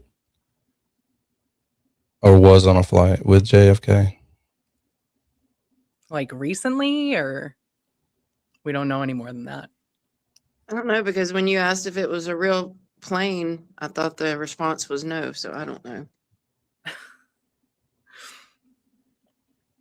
Well, I don't know. I feel like it might be nothing. I don't know. Because, all right, well, I'd like to see the best in people, but like the first time he mentioned it, I was like, okay, this might be legit. But then when it continued and turned into like threats and stuff like that, I was like, Yeah. All right. So we'll just go back to this. He makes it up here. He makes it up here. All Can't right, figure it out. It's on him. I'm Mr. Internet guy. Like, I'm going to sit here and I'm going to write blogs all day. And that's okay. It's just writing blogs and just ignore them, whatever. No. I live an hour away. It's not, I got a Lexus now. It's not a problem. It's got great mileage and a good engine. I'll be there in an hour. No problem. Like, I'll get used to it. Get used to it. The Commonwealth alleges I intimidated Chris Albert by telling him he should stop going out in public because, quote, turtle riders are everywhere and that life as normal is over. Episode 598. Karen Reed defense files motion to recuse. This guy, I mean Chris Albert, had his head on the swivel looking for turtle riders. I got bad news for you, Chris. I got really bad news for you. They are literally everywhere. You guys should just stop going out in public. It's only going to get worse from here. I know where you all were today. You were in Agawam, weren't you? You guys were at some sort of Little League thing in Agawam. Alberts, McCabe's, all you people were there. Just know that there will be no life as normal is over. Life is normal. You had normal for a while there, from January 29th to about April 2023. You guys literally got away with murder. But the Commonwealth didn't mention that I was reacting to a video of Chris Albert yelling at a woman in a Free Karen Reed shirt outside of the Waterfall Bar. I was pointing out that if Chris continued to behave like this, then people would continue to argue with him, and that the best way to avoid this was to keep a low profile. The Commonwealth intentionally omitted the phrases, quote, that would be my recommendation, unquote, not to go out in public, and quote, I did not direct this person to do this, unquote, from my rant, because they know it changes the context completely.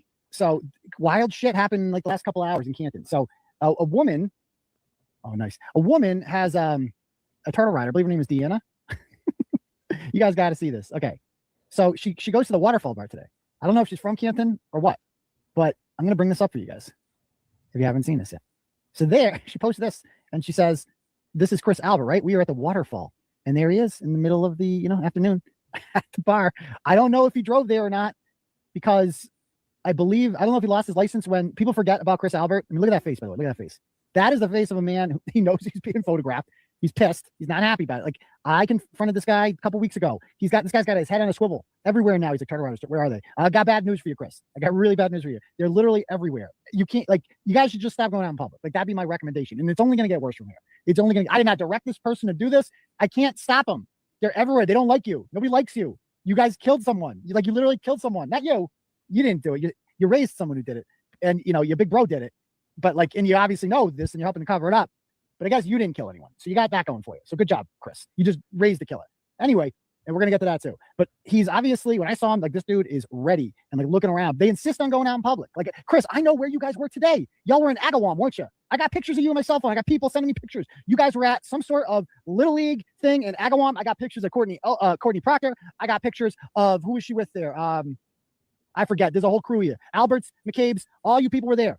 So just know that there will be no, life is normal is over. Okay. Life is normal. You had normal for a while there from January 29th till about April, January 29th, 2022 till April 2023. You guys literally got away with murder. Okay. Life as normal is over is not a threat. It's a statement of fact. When your family is involved in a high profile murder, obviously your life is no longer going to be the way it used to be. Chris Albert being confronted outside of a Canton restaurant. We, Chris Albert, know the witnesses. When you act this way, that's like a green light for me. Time to hit the gas. When you act this way, that's like a green light for me. Time to hit the gas. I was saying that Chris Albert's bizarre drunken confrontation with the woman would only encourage more people to confront him in public. You're sitting right across the bar. You're sitting right across the bar from me. I saw what you did. What did I do? What did I do? Yeah, what did I do? What did I do? I didn't take pictures of you. You took pictures of me? Like, this is what you're doing? You're following someone, a woman, mind you. You're following a woman out to her car and being like, you took pictures of me. Who gives a fuck? You're in public. There's no expectation of privacy. Who cares if somebody took pictures of you? Oh, you took pictures of me? Yeah, so what if I did? Who cares? And you got to confront her and they cause a scene. These people are so fucking stupid. Like, they just don't know how to keep a low profile. They can't help it. They are unraveling. This is unhinged behavior on the part of Chris Albert. We are getting to them. And like, Chris, the more you act like this in public, this just I'm like, oh, we're getting to him. Oh, that's like a green light for me. Like, ooh, time to hit the gas. I got pictures of you. You can't leave the fucking country to. Whose super chat is missing? Let's see. Well, there's only a couple. I already highlighted all of them.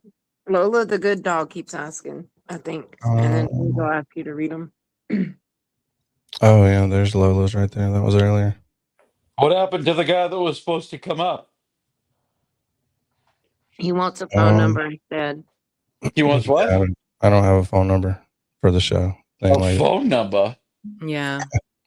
Can't get up on StreamYard. Can't send me a message on Instagram. Can't send Danny a message on X. Can't get the StreamYard link. We're going to read all the super chats at the end of the show. Yeah. That's how we've been dog, doing they it. picked the worst person. You want me to have him call my Google number and I'll put it up? Yeah, you can do that. I mean, if he wants to, you know what I mean? But I'm gonna have to come in under a different link and then keep my phone open because I'm on my phone right now. Okay. But we can do that. Yeah, do it. Okay. I think now he wants you to call him. No. No. I don't know what Jesus just call fucking means. Christ. This shit's going too far. I don't even care anymore. Kazi will give you his number in the chat for his Google. And you can Yeah, I don't give a shit. All right. All this waiting for it. So Shane wants to put his phone number in our chat for Costi to No. call him. No. Oh, come on. He wants to dox himself in the chat. That makes a lot of sense. I'm on my phone here right now, so if he called in, you guys probably wouldn't be able to hear it, like, you know what I mean? So I'll have to jump he's on. saying Costi can call. I'm like, what's he gonna do? Put his phone number in the chat? Yeah. I put my Not number in the you. chat. That Shane's gonna put his phone number in the chat for you to call him. Well, he can call you. He can call me. I mean, I agree. I put my number Like up. that's not going to work either. I'm going to need your home address and your mother's maiden name, and then I can tell you the story. And listen, and if people have that, I don't even give a shit. I mean, you come find me, see what happens. And anyways, they just said for you to answer on speaker, and we should be able to hear him. Oh, maybe it will. Okay, let me look. Hold on. All right, let's watch some of this and we'll figure it out. We're going to find you. They're going to find you. You can't hide anymore. Your private life is officially over. You leave your house, you're going to have your picture taken, so you need to get used to the new normal, your new normal. Turtle Rider is going to take pictures of you, and they're going to send it to me. You're famous. We need to accelerate it. They, the woman who recorded the video, Chris Albert confrontation, are doing a fantastic job with this. Taking pictures of people in public and encouraging people to document Chris Albert's aggressive drunken behavior is not witness intimidation. He put himself in this bubble where everyone agrees it's unanimous. Karen Reid did this, but it's just a great reminder. I love when she said, like, everyone in the state knows you did this, and it's true. Like, everyone outside of your bubble, which is really small, and it's getting smaller by the day. It used to be bigger. It used to be kind of like the whole town. That is day by day. So many people in your town are looking at you, Chris, every day. When you go out in public and you go to the grocery store or wherever, people are taking pictures of you. I got a picture of you, Chris, and your wife, Julie, because I know you're watching, Chris. It's about a week or so ago. You went to Twin River Casino, didn't you? I got pictures of you at Twin River Casino. I got pictures of Jen McCabe in Aruba. You can't leave the fucking country with, like, Turtle Riders. We're going to find you. They're going to find you. You can't hide anymore. Your life, your private life is officially over. Over. You leave your house, you're going to have your picture taken everywhere. So you need to get used to your new normal. This is your new normal. Any turtle rider sees you in public, they're going to do this. They're going to take pictures of you. They're going to send it to me. You're famous. Everyone knows what you did. And so this is a great reminder to the Chris Alberts of the world, because I'm sure he's not used to people challenging him like this. And he's freaking out. We need to accelerate it. I'm not telling you what to do, but Deanna did a fantastic job with this. Fantastic job. 2 weeks before I was arrested, Chris Albert applied for a harassment prevention order against me and was denied on First Amendment grounds. The same judge who arraigned me on October 11th said my speech towards Chris was protected because it lacked true threats and fighting words. Yet I was charged with felony witness intimidation for the same exact speech that Judge O'Malley said was protected First Amendment speech. Make your case as to why I should do it. Sure, Your Honor. I'll make my case. So this all starts from a case that I'm a potential witness in, but not really. I have a very limited role in it. And because I was thrusted into this case, this person decided to start writing blogs about me, all sorts of crazy stuff. And it's one thing to write, about a person, and that's fine because, there's First Amendment, and I'm a First Amendment guy. But it's another thing to show up at a person's place of work in their establishment where they try to make their livelihood and go about their day-to-day life without interruption. And then this person comes and harasses them in front of their place of business, harasses their customer, makes outlandish remarks about their pizza shop, telling people that I murder people inside my pizza shop, telling one of my 70-year-old customers walking out, you just bought food from a murderer, shame on you. I have videos to back that up. Coming there not once, but twice, doing the same stuff day in and day out, then calling my cell phone, calling my store phone, then in turn, it's causing his people to pile on and to call my store, call my cell phone, make threats against me, make harassment against threats. What threat? Well, people will call up and they'll say stuff like, you're going to hell, you're going to jail. Chris Albert was convicted for killing Peter Berger in a drunk driving hit and run in 1994 and served 6 months in jail.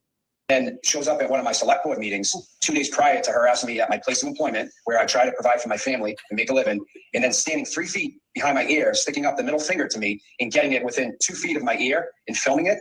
I would say that clearly falls under harassment. And I'm, at any given moment, he could have reached forward and grabbed me. He didn't, but he could have. Let me just tell you what I tell everybody. And I'm listening, and I'm keeping an open mind. I'm just saying, as I read the affidavit, the case law is against you, but I'm keeping an open mind. You say that it's harassment.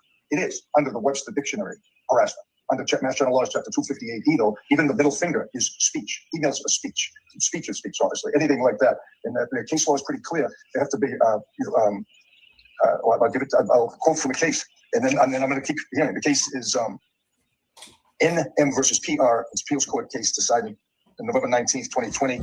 And in that particular case, coincidentally, PR told NM that he would suffer in death and burn in hell, in addition to other allegations. And what the court said in that case is that where speech is concerned, and all of that is speech, including nonverbal speech, only fighting words or true threats may qualify as acts of harassment. So I'm giving you this, that's the framework for harassment under 258E. That is not what harassment is under Webster Dictionary. Sure. So keep going. Okay, sure. So, well, he continuously harassed me during my meeting and was close to me. And I felt, though, he was a little bit infringing on my private area. Is this at the select board? Yes. Okay. And then he proceeded to follow me out to my car with the mob that he had with them. How many people? About 20 people. And then he surrounded my car and wouldn't let me leave. And he specifically was making it, riling these people up. And they were standing in front of my car, so I could not drive out. And then he was filming me from outside my door. And I feel like he was the reason that I couldn't leave. And they detained me for what felt like forever, but probably around 7 or 8 minutes. All right. Does anybody see Shane? I never saw Shane put his fucking number in the chat. I didn't see it.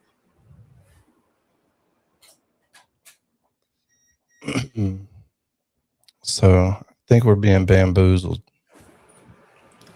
The fact that Chris Albert said in my area. Yeah, we had ours when they don't belong, and take them away where they do. So I'll make this agreement with you, Shane. I would drop it again because you got about 10 seconds before you're the third person, and only the third person, blocked from this fucking channel. I'm tired of hearing about it. Please drop the link, drop your number or something, or shut the fuck up. Hate to be rude. 10, 9,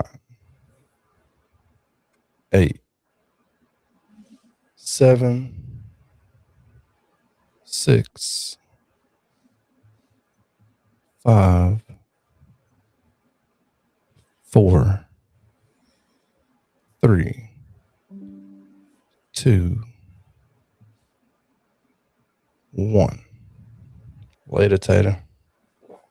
Back to this. Did you call 911? The police were there. What did they do? Eventually, they moved everybody out of the way.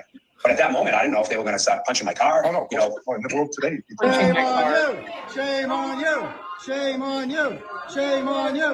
Shame. What are you smiling about, Chris? What are you smiling about, Chris? What are you smiling about, Chris? What are you? Seriously, what are you smiling? What'd you bring a notepad for?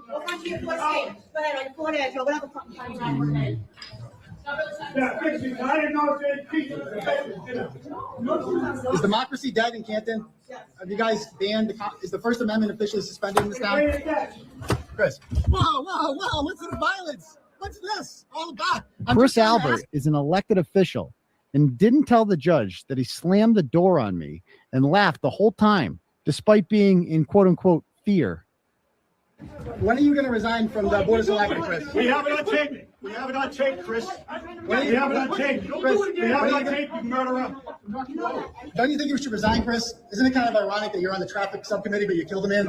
Isn't that just a little bit ironic, Chris?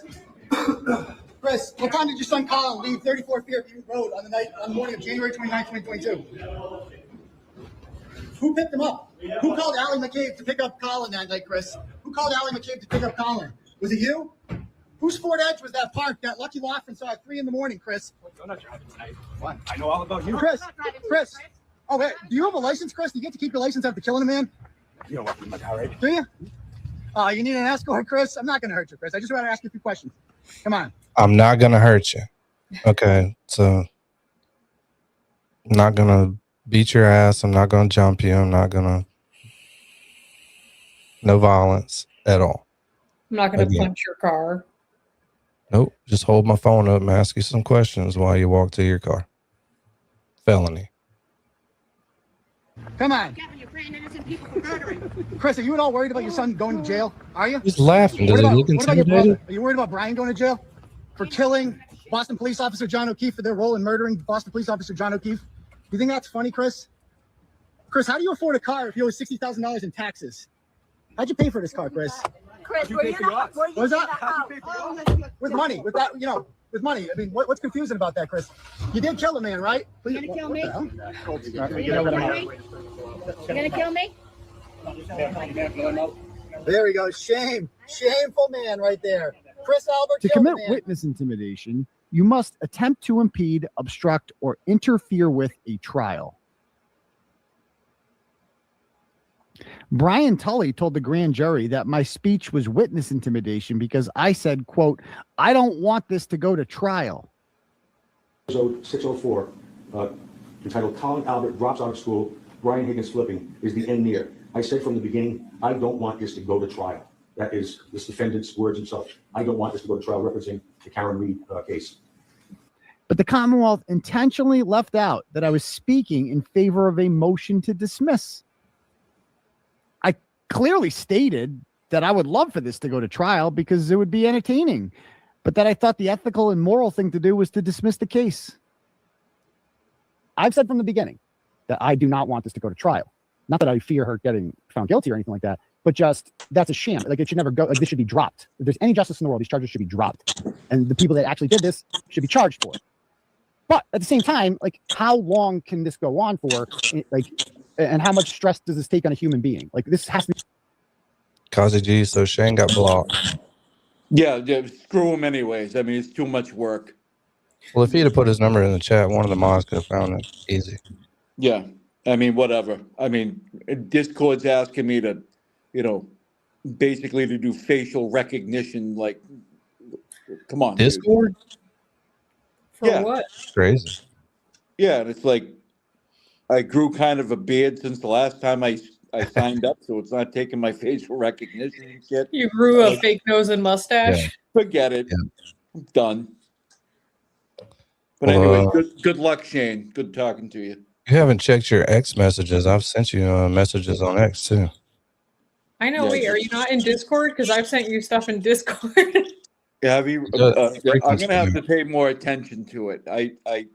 I forget about Discord for months and weeks and whatever at a time. I'm sorry. Well, I don't really send you unless it's like you're wondering See, where Kazi G, Danny you're sent the missing link to, and then I'll just send you're it to missing you. messages from stupid April because you Yeah, you don't look at your I probably got Discord. a ton of stuff in there that I haven't even saw it. I'm sorry. Not for me. It'll be like a link that's It'll be the expired same now. thing from 30 people. He'll open it. It'll be 200 freaking Yeah, I mean, notifications. there's probably nothing important in there, but if I like didn't answer anybody, it's because I'm stupid and I hate that shit. I You hate ain't stupid. Discord. No, I no. hate StreamYard. You already proved that you're not stupid, so I'm stupid. Well, It's right there in the name. I don't like StreamYard and I don't like Discord. They can both screw. I'm trying to find a different method. So there you go.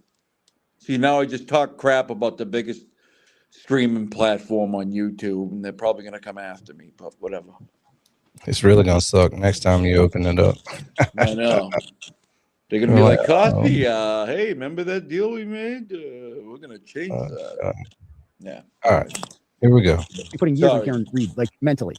So for her sake, it's like, wouldn't the best thing for her be to just get this over with? Like, let's fucking dance. Let's dance. Like, if you were her, like, don't, like, let's go. Let's fucking do it. Like, I understand not wanting to, and this has been my position from the beginning, because I've thought about being in this position before, and just the roller coaster that must be happening in your stomach in those few hours where you're sitting there waiting for a jury verdict to come back. Like, and you see, like, when Kyle Rittenhouse was exonerated, like, he fucking, like, it was authentic. He broke down crying. Like, it was crazy. Like it's just like so much can change in one word. And, you know, either with not just if the word not is in there, isn't in there, your whole life is over. Like, it's like, imagine that, life in prison, or you go on to become a very wealthy person. And that's what she will be after this, a very wealthy person, and deservedly so. Book deals and got, you know, movie rights and God knows what she'll get out of this, or life in prison. Now, there's like a 99.99% chance it would be the first one, not life in prison. But would you want that? Like, would you get on a plane if you thought there was a 1% chance that plane would crash? Would you want to get on that plane? You know, wouldn't you rather just like, if like, I'll just fucking drive? But then driving's expensive and you're stuck in traffic and you're like, fuck it, I'm jumping on a plane. This isn't worth it. And that's kind of the position that I think she's in. And like, it's selfish on my part and on all of our part, I think, that we would love to see a trial. Like, obviously that would be great for us. Like, it would be wild and it would be so entertaining. And we could watch Alan Jackson just freaking eviscerate. Oh, can you just, like, I get hard thinking about it, man. About thinking about what Alan Jackson and David Unetti and Les Little will do to Michael Proctor on the stand, or Jennifer McCabe. Oh, I get turned on thinking about it. I'm not gonna lie. It's so exciting. It's so exciting. But I think I also think about Karen Reed's father and her mother and her brother and what they're going through. And like it's not as fun for them. And so like, they would obviously much rather just see this get dropped. But like, I don't know if that's gonna happen. Like, you know what I mean? So it's like, let's just fucking get in a room and fuck. Like, let's just do it. Let's just get this over with. Let's go. And whoever wins, wins. And we know who's going to win. You are not going to find 12 people that are going to believe, yeah, she freaking did that. The Commonwealth claims I harassed and intimidated Michael Proctor by calling him during a show, saying his phone number out loud, and leaving him a voicemail. On June 13th, 2023, Kearney broadcast a live YouTube video, episode 590, which is currently posted on his YouTube page. During the broadcast, Kearney displayed phone records of Jennifer McCabe from the day O'Keefe was killed. The records displayed names to the phone number, displayed names next to the phone number, which appeared to be the user of the other phone. These records had previously been an attachment to an unredacted defense motion filed in Commonwealth versus Reed. During the video broadcast, Kearney cold calls the phone numbers without names associated. In this process, he called the work cell phone of Trooper Proctor. Trooper Proctor stated the phone number that made the call was 413-262-69. I'll omit the last two numbers, Judge. Kearney left the following voicemail. Hi, Trooper Proctor. This award-winning journalist, this is award-winning journalist, Aidan Kearney calling. I'm calling to talk to you. I do have some questions about you. I have a lot of questions, actually. For starters, why didn't you tell me, one, before doing the investigation, that you were good friends with the Albert family? Why did you, in the report, say that you were introduced to Chris Albert on February 10th, when you have known him for more than a decade prior to that? Why did you lie about that? About what time you told Karen Reed's car? Why did you intentionally misspell the names of several key witnesses in your report? And you know, I'm just wondering about all those things, and maybe you and I can meet for coffee. Where do I have a lot of questions for you? Where were you inside Fairview Drive that night, or that morning rather? Why did you stay there for 4.5 hours? And what did you guys talk about and do? Why are you standing stairs with John O'Keefe's phone in your pocket? So give me a call back, man. We feel like you and I have a lot to talk, catching up to do. I talk about you a lot. I feel like I know you pretty well at this point. I know what year you graduated from the academy. I know you were out in West Brookfield for a while. I know some people that you know, so give me a call back when you get this. Now that I have your number, and everybody watching also has your phone number, which again is 781, and omit the remainder of the number. So I'd like to know. She called you again. You called her at 12:49. We're going to get to that. So now I have your number. I'm going to plug you in and we'll talk soon. Essentially, broadcasting the trooper's number to his turtle followers, if you will, seemingly with the intent to have them also harassed. It's turtle riders, you fucker. Fucking On a idiot. on a government phone that tax dollars pay for. What's wrong with that? Nothing. But the video shows that I had no idea it was Proctor's number, which was from a public court filing, and that I asked him questions about his notoriously bad investigation like any journalist would. In the house. So I guess you know what we need to do. Let's give this person a call, find out who the hell this is. They're not in her phone. Your guess is as good as mine.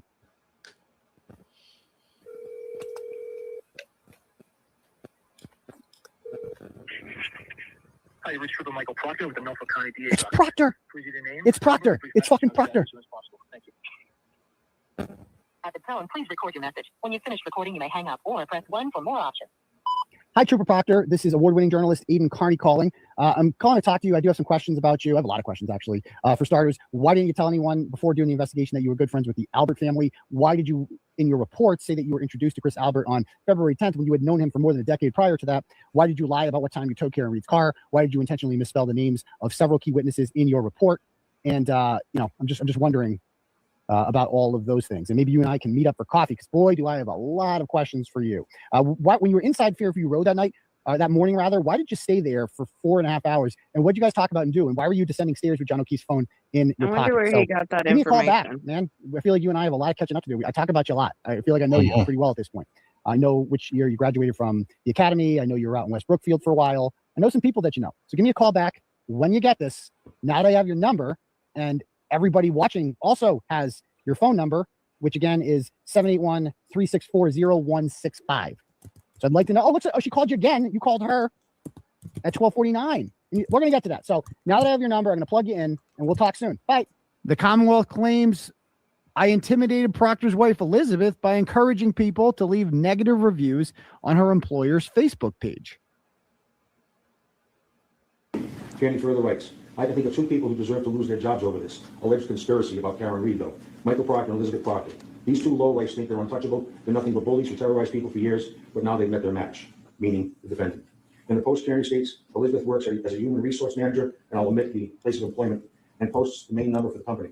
The post then says, but you're probably not going to reach anyone that way, so feel free to leave a review on their wide open Facebook page or their Twitter account. On May 10th, 2023, Kenny broadcast a live YouTube video, episode 580, which is currently posted on his YouTube page. During broadcast, at the 1 minute, 6 second mark, Kenny talks about Elizabeth. He states he was going to call her. He repeated his cell phone on the broadcast, a cell phone number on the broadcast, as he was entering the number to a cell phone. Using the speakerphone option on a cell phone, Kenny broadcasted the phone call. The phone call went to voicemail. Elizabeth stated the call came from 413-262-69. I'll omit the last two. Kenny left the following message. Hi, Elizabeth. This is Aidan Kenny calling you back from TURTLEBOY. We briefly spoke yesterday on the phone. I introduced myself to you, and then you hung up on me. Or maybe that was a bad connection. But I just wanted to see how your day at work went today, if it went well. I noticed that your employer took down their social media pages within 5 minutes of the blog I published about your recent behavior. And I just wanted to see what is it awkward? Were you afraid to go in? Just tell me about your day and why, because that's the part I don't understand, is that you seem to be okay with calling other people's workplaces and interfering with their ability to make a living for themselves. But when it happens to you, maybe it's not as fun, maybe it's not as fun. Do you like that? That's what I want to know. Do you like that? Because you've been doing that to a lot of other people. And do you think it's fair that it happened to you, dear? Do you regret it? Do you regret it? And what's your scumbag husband up to now? Are you going to visit him in prison? Do you think he'll have conjugal visits? Please give me a call back when you get this, and we can chat some more. Bye, girl. Following the phone call at the 108 mark, Kenny accessed the social media accounts of the company that Elizabeth worked for, and laughed as he stated the pages were taken down and stated the TURTLEBOY effect. Oh, God. Both Mike and Elizabeth Proctor stated they felt harassed by the acts of Karen. They intentionally omitted. This was in reaction to Liz Proctor calling the workplaces of people who criticized her husband on Facebook to try to have them fired. Your call has been forwarded to an automatic voice message system. At the tone, please record your message. When you have finished recording, you may hang up or press 1 for more options. Hi, Elizabeth. This is Aidan Carney calling you back from TURTLEBOY. We briefly spoke yesterday on the phone. I introduced myself to you, and then you hung up on me, or maybe it was a bad connection. But I just wanted to see how your day at work went today, if it went well. I noticed that your employer took down their social media pages within minutes of the blog I published about your recent behavior. And I just want to see, is it awkward? Were you afraid to go in? Just tell me about your day and why. Because that's the part I don't understand, is that you seem to be okay with calling other people's workplaces and interfering with their ability to make a living for themselves. But when it happens to you, maybe it's not as fun. Maybe it's not as fun. Do you like that? That's what I want to know. Did you like that? Like, because you've been doing that to a lot of other people, and do you think it's fair that it happened to you, dear? Do you regret it? Do you regret it? And what's your scumbag husband up to right now? Are you going to visit him in prison? Do you think they'll have conjugal visits? Give me a call back when you get this, and we can chat some more. Bye, girl. All right, so she didn't answer. Let's see if she calls back. So this woman is just a piece of work, and I mean, everything they've got him for, he's got on video. Surely some of the judges have watched some of these. Well, I guess they haven't watched these videos. That's what I don't understand, that they're just able to like write it down in whatever way they present it, however they want, when there already is video. Like, just show the video. There's no reason for you to be reading this paper all up close to your face, which is also embarrassing. When they watch the sidewalk video, it's got to be hard to consider that a fucking felony, Yeah, or a I'm like, misdemeanor, or anything. so There's far, I don't know nobody- if any videos have been played. You can't harass a camera. Oh, that, and then the one in front of Chris's pizza shop. Play the videos. If you just play that one video, you'd have to drop almost all the charges. Yeah, You'd be Chris like, oh, yeah, like when Chris is walking to the car and this, Julie and Chris, Julie, and Collins could be dropped right there. yeah, but you could see Chris laughing when they're just walking to the car a minute ago. He doesn't look very intimidated. He's not ever threatened. So I mean, But his words that he filed on his affidavit said that Turtle Riders blocked his car for close to 15 minutes before he could pull out, something outrageous like that. Yeah, and he was afraid they were going to punch his car. Yeah. Which, Uncomfortable does not equal intimidated. Or embarrassed. That's what I Well, think it is. yeah. if Sorry. somebody would have punched the Doesn't. car, you'd have had a good reason to call the cops. Right. No really one's though, ever I'm like, done punch, anything. go ahead, punch the car. What that seems. Yeah, none of being that stuff uncomfortable- happened. He literally made that stuff up to justify the complaint. His fear. That he had Yeah. fear You that can't they call were the like, oh, cops they did. because You're you feel uncomfortable. It's different. Yes. They I need to have a understand fear what that every time feels I like. go out and do something that something might happen, but I can't press charges when it doesn't happen. Got to be at least a threat or something. like I said, she worked at least a company in Norwood in human resources, which is just too ironic, for a company called Instron. And let's see, is their Facebook page down? Let's see. It's gone. It's fucking gone. That was quick. That's gone. You can't reply on the Twitter. Or did they take the whole Twitter down? The tweets are protected.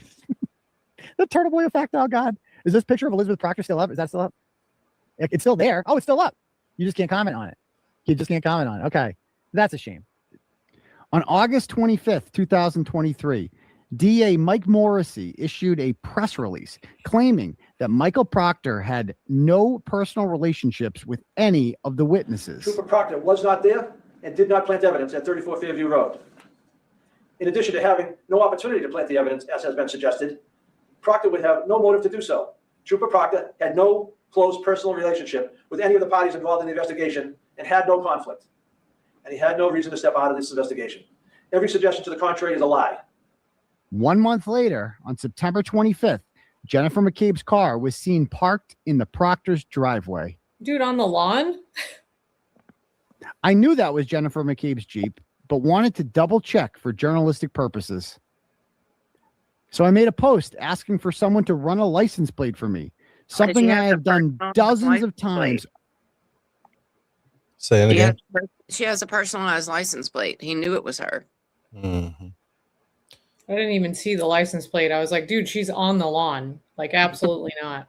You can punch my car, but you can't park on my lawn.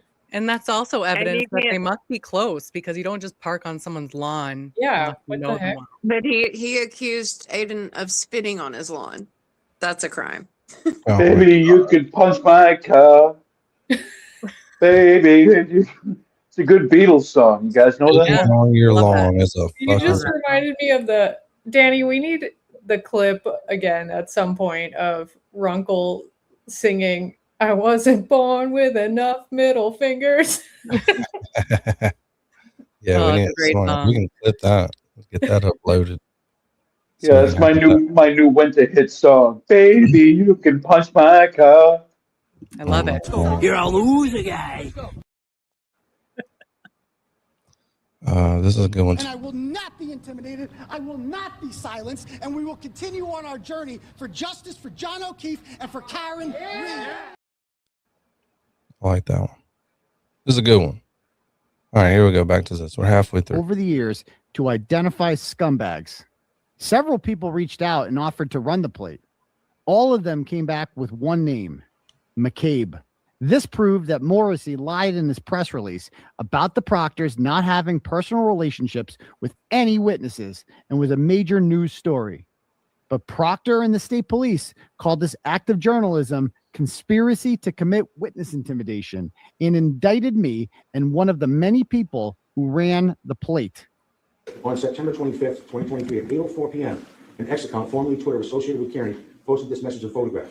The poster depicts the front of 6 Wentworth Road in Canton, home of Michael and Elizabeth Proctor. The white Jeep Wrangler in the photo belongs to Jennifer McCabe. And there are photographs that are appended to this report I'm reading from, Judge. The following day, Kearney broadcast a YouTube video, episode 617. At the 19-minute mark, Kearney stated that he ran the plates of the vehicle depicted in the photograph.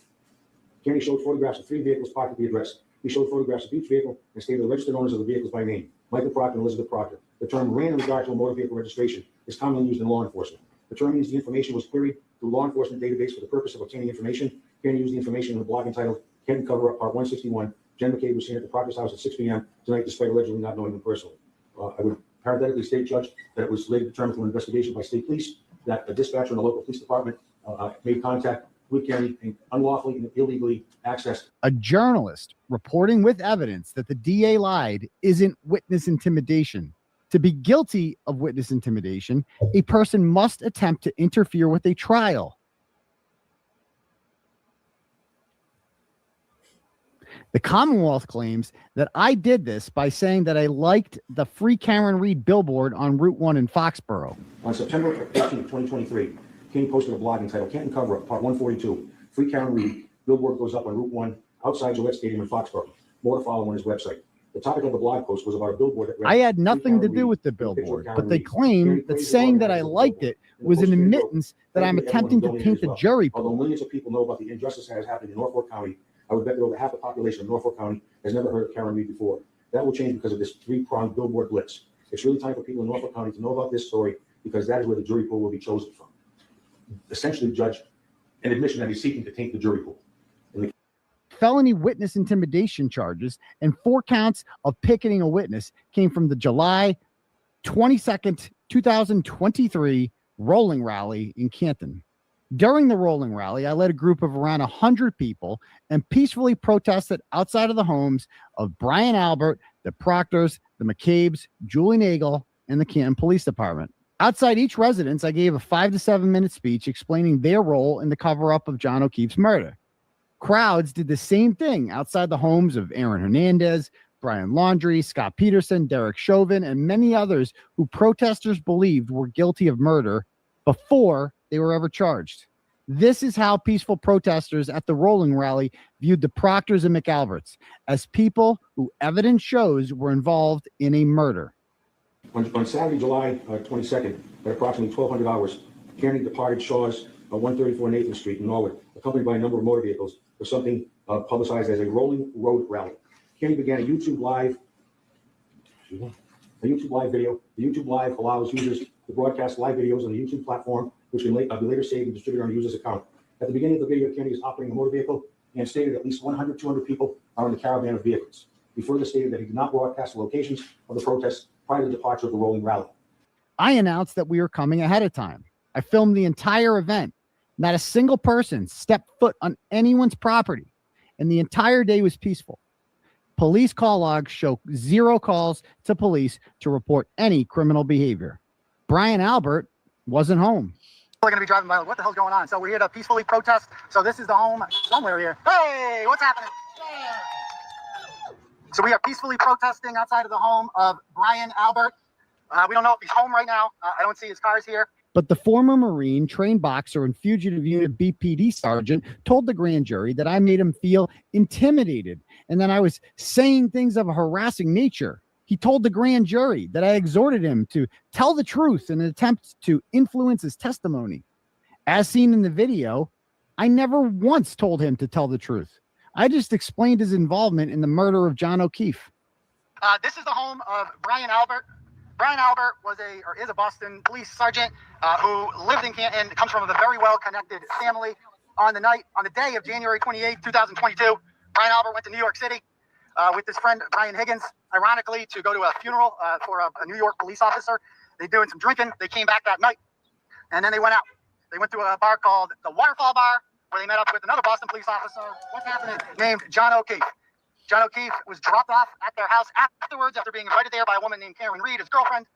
She told him, text me when you get inside, but he... Exactly. It's like, if you watch the video, there's no way you could charge any of this. You'd have to read that transcript with no context. Like Which is why he did it like that. Like, oh, yeah. Which is a lot of work to like put together, you know, like this constructed, like, how do I make this, leave out what's not good, put in what sounds bad, and move it around.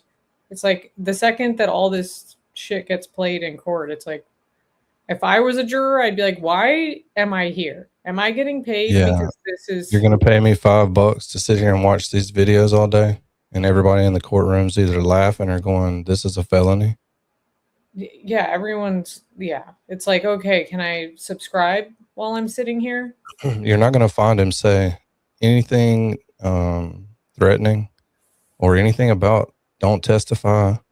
I don't want you to testify or testify to this. Yeah, and it's just like they're all going to be sitting there like, my tax money paid for all of this. Yeah. And this is what you're using my tax money for. Cool. Yeah, and my tax money also paid for the trial he's talking about, which I'm also upset about. Right. I wonder if he's got some... I got a $28 tax refund last year. Oh my God, how exciting. $28. You should give it to Karen, like LTL. I'm giving her shit. Wallet and give it to her at dinner. I'm just thinking about, was it Will playing her? LTL with $47. No, it was on this show. Yeah, you gave me $47. Yeah, just whooping it and pick up your wallet and be like, here you go, Karen. I got 18 That's bucks. digging in his pockets like, hold on a second. I made $4,000 last week off you, but let me dig in my pocket for $47. Yeah. Amazing. Yeah, Brian, you're the best, dude. You're the best, buddy. You can't make this shit up, man. It's just like as the world She turns. waited about 10 minutes, figured things were fine, and left. But things were not fine. While she was literally waiting outside their house on Fairview Road, he was beaten to death. He was being beaten to death inside, or nearly to death, beaten unconscious. And then instead of calling 911, they plotted immediately within minutes to throw him out like he was trash. Around our estimates, around 3:30 to 4 o'clock, they decided to move his body outside. What's happening? After already putting his cell phone outside at around 12:30, they threw his body right on top of it so that he would die from exposure, and he did. He finally was pronounced dead slightly before 8 a.m., and the cover-up began. They got away with it for quite some time. He lived in Canton like nothing had happened. Hey! But things began to get not so comfortable for Brian Albert in October when he was officially listed in court documents as a likely suspect, in an affidavit written by, I believe it was Alan Jackson, Karen's new attorney. After that, he decided it was time to get the hell out of Canton. They did their floor for the second time in 4 years. They got rid of their floor, probably because it was covered in John's DNA and blood. And then they got rid of their family dog. We still don't know where Chloe is today, if she's dead, if she's alive. All we know is that she bit John's arm, quite obviously, and John is now deceased. After that, we went to the... That was like the Turtle Boy Witch Project. I think I got dizzy watching that. Proctor's house. Michael Proctor told the grand jury that because of me, protesters spit on his driveway and parked on his lawn. But video footage shows this never happened. He put a turtle crossing sign in his yard to mock us, and I instructed protesters not to step foot on his property while noting the private property sign. After that, it was 5 minutes of explaining Proctor's role in the cover-up. There were no threats, and there were no demands that he change his testimony. This is the home of conflicted state trooper Michael Proctor. It appears as if does he still? Oh, you notice he's got a turtle crossing thing there. He put that up. Some people thought that a turtle rider put that up, and we're not told that he put that up. And that's kind of speaks to how arrogant he is, that he's almost like mocking us. They do have a private property sign now, which is smart because I've knocked on his door a couple weeks ago, and he's a state trooper, so he knows that if he puts that up, then we cannot step on his property, which is fine. It also appears as if they've taken down the thin blue line flag, which is good because Michael Proctor doesn't care about murdered police officers who sacrificed their lives, and because he covered one up. Now he pretends to, because he arrested and charged a woman that not only is factually innocent, but that he knows is factually innocent. And he had no problem framing an innocent woman, a woman he knew to be innocent, which is why he went to Dighton at 2:30 in the afternoon, because we know from the call logs that he called the Dighton Police Department and asked them to bring a tow, to have her car towed. He said he wasn't even there yet. He says he didn't get there until 4:30, except we have ring camera footage, which they now claim didn't reset because of daylight savings, 3 months after daylight savings happened. And the alarm.com footage shows the Keanu Reeves car was towed at 4:12 p.m., which left conflicted Detective Trooper Michael Proctor with 1 hour and 18 minutes unobstructed with the car. He could do whatever he wanted with it. Instead of bringing it to a state police barracks, which would be the normal thing to do, since the state police were in charge of the investigation, he brought it back to Canton Police Department so they could be closer to the scene of the crime, so we could pull a little Shawshank Redemption and do a little sprinkle of the taillight right where the body was found, and somehow made a fool of the Canton Police Department, who somehow missed all that, and they're okay with that. They're not upset that, oh yeah, this guy's calling you stupid and incompetent, but I guess you'll have to take that one on the chin because you wouldn't want to upset Michael Proctor, would you? So this is Michael Proctor's house. He's a disgrace to police officers everywhere. He covers up for murderers, and he tries to send people who he knows to be innocent to jail. We need to get rid of cops like him and have more good cops like John O'Keefe. After that, we went to Jennifer and Matt McCabe's house. I thought that they were away on vacation in Maine. Jen had told the grand jury that she feared for her life and didn't know what the peaceful crowd was doing outside. She never called police, and there were no threats or demands to change her testimony. She's got a no trespassing sign. Two of them on the line, so they're very clear about that. We know that they are at a Gunkwit Beach right now. Okay, they got a ring camera. Hey guys, hey Jen, what's going on? We're here. I know you're getting alerts on your phone in a Gunkwit, Maine. We got people up there too. So no justice, no peace. Hopefully you're not fearing still. And please try to lay off the sauce when you sexually harass me, Jen, with various pictures of half-naked men. That's kind of weird when you did that. So, all right, so people are starting to stream on in here. Oh, here they come. We got a crew coming up here. Okay, so.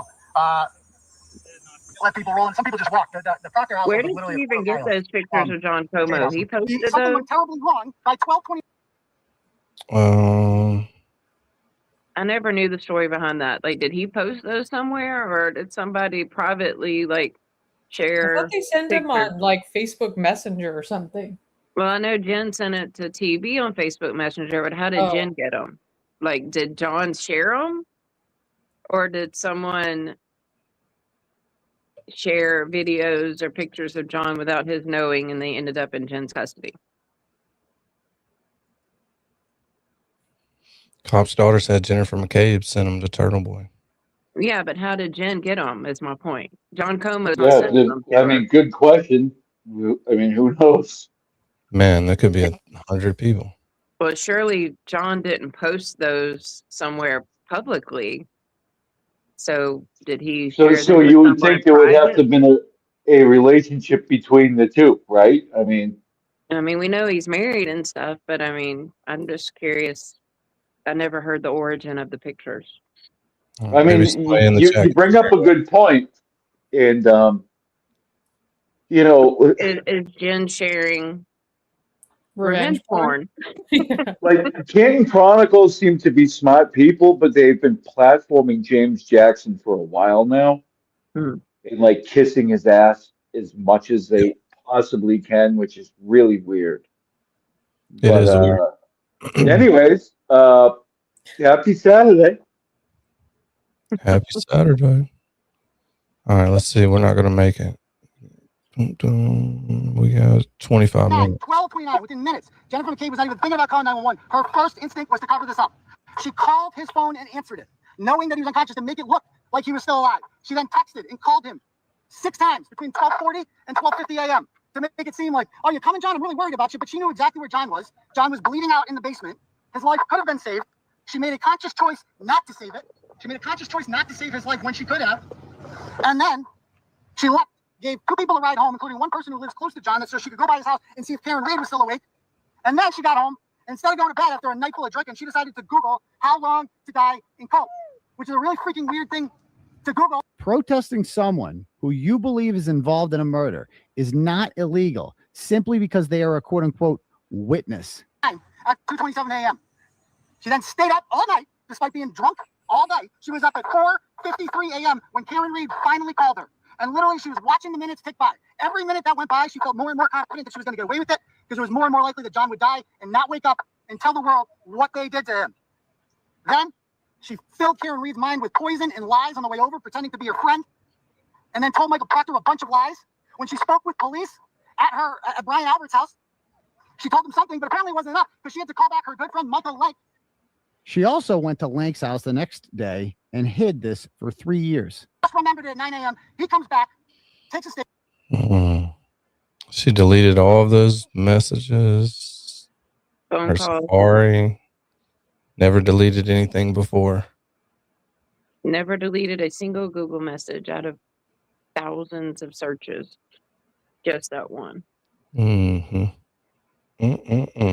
Deleted the 3 calls to her sister that morning.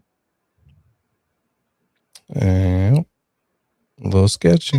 They hang out there for a couple more hours and then decide to get in the cars during the middle of a blizzard and come over here for the friends and family meeting with Michael Proctor, where they're all interviewed together, no protocols were followed, no tough questions were asked. And as a result, Karen Reed was charged with the murder of John O'Keefe shortly after that. So I just want all of Jim McCabe's neighbors to know, in case they don't already know, the people that live right here at 12. They're cop killers. These are cop killers, folks. These are cop killers that live here. They could have saved. It is not witness intimidation to have the opinion that someone is a cop killer and say that into a megaphone. You certainly don't get to frame innocent people who did nothing wrong to you and send them to jail for the rest of their life, simply because you don't want to take responsibility for what your brother-in-law / side piece did. So Next was Julie Nagel's house. Wait, does Julie Cosby have testified a that she Link saw a impersonation we 6-foot haven't heard? black blob on Brian. What? Did Costy say he has a Link impersonation we haven't heard? He typed Link in the chat, but I thought he was talking about Link. No, it's not an impersonation. It's a presentation. I went through his whole Yeah, his whole thing with the Lapalato brothers, gotcha. and that thing went very, very, very deep. I did a presentation on that like a week ago. So Awesome. Make sure to check it out. Drop your link in the Out chat. that lawn, but didn't Hey, alert anyone or tell police about it for 9 Fiona. months. I urged Julie Nagel to tell the truth. Urging people to tell Fiona. the truth is not witness intimidation. she might not have been the one that orchestrated the cover-up, but at any point, Julie Nagel, you can come out. At any point, Julie, nothing is stopping you from telling the truth, from saving yourself. You know what happened that night. You know why John's body was on that lawn.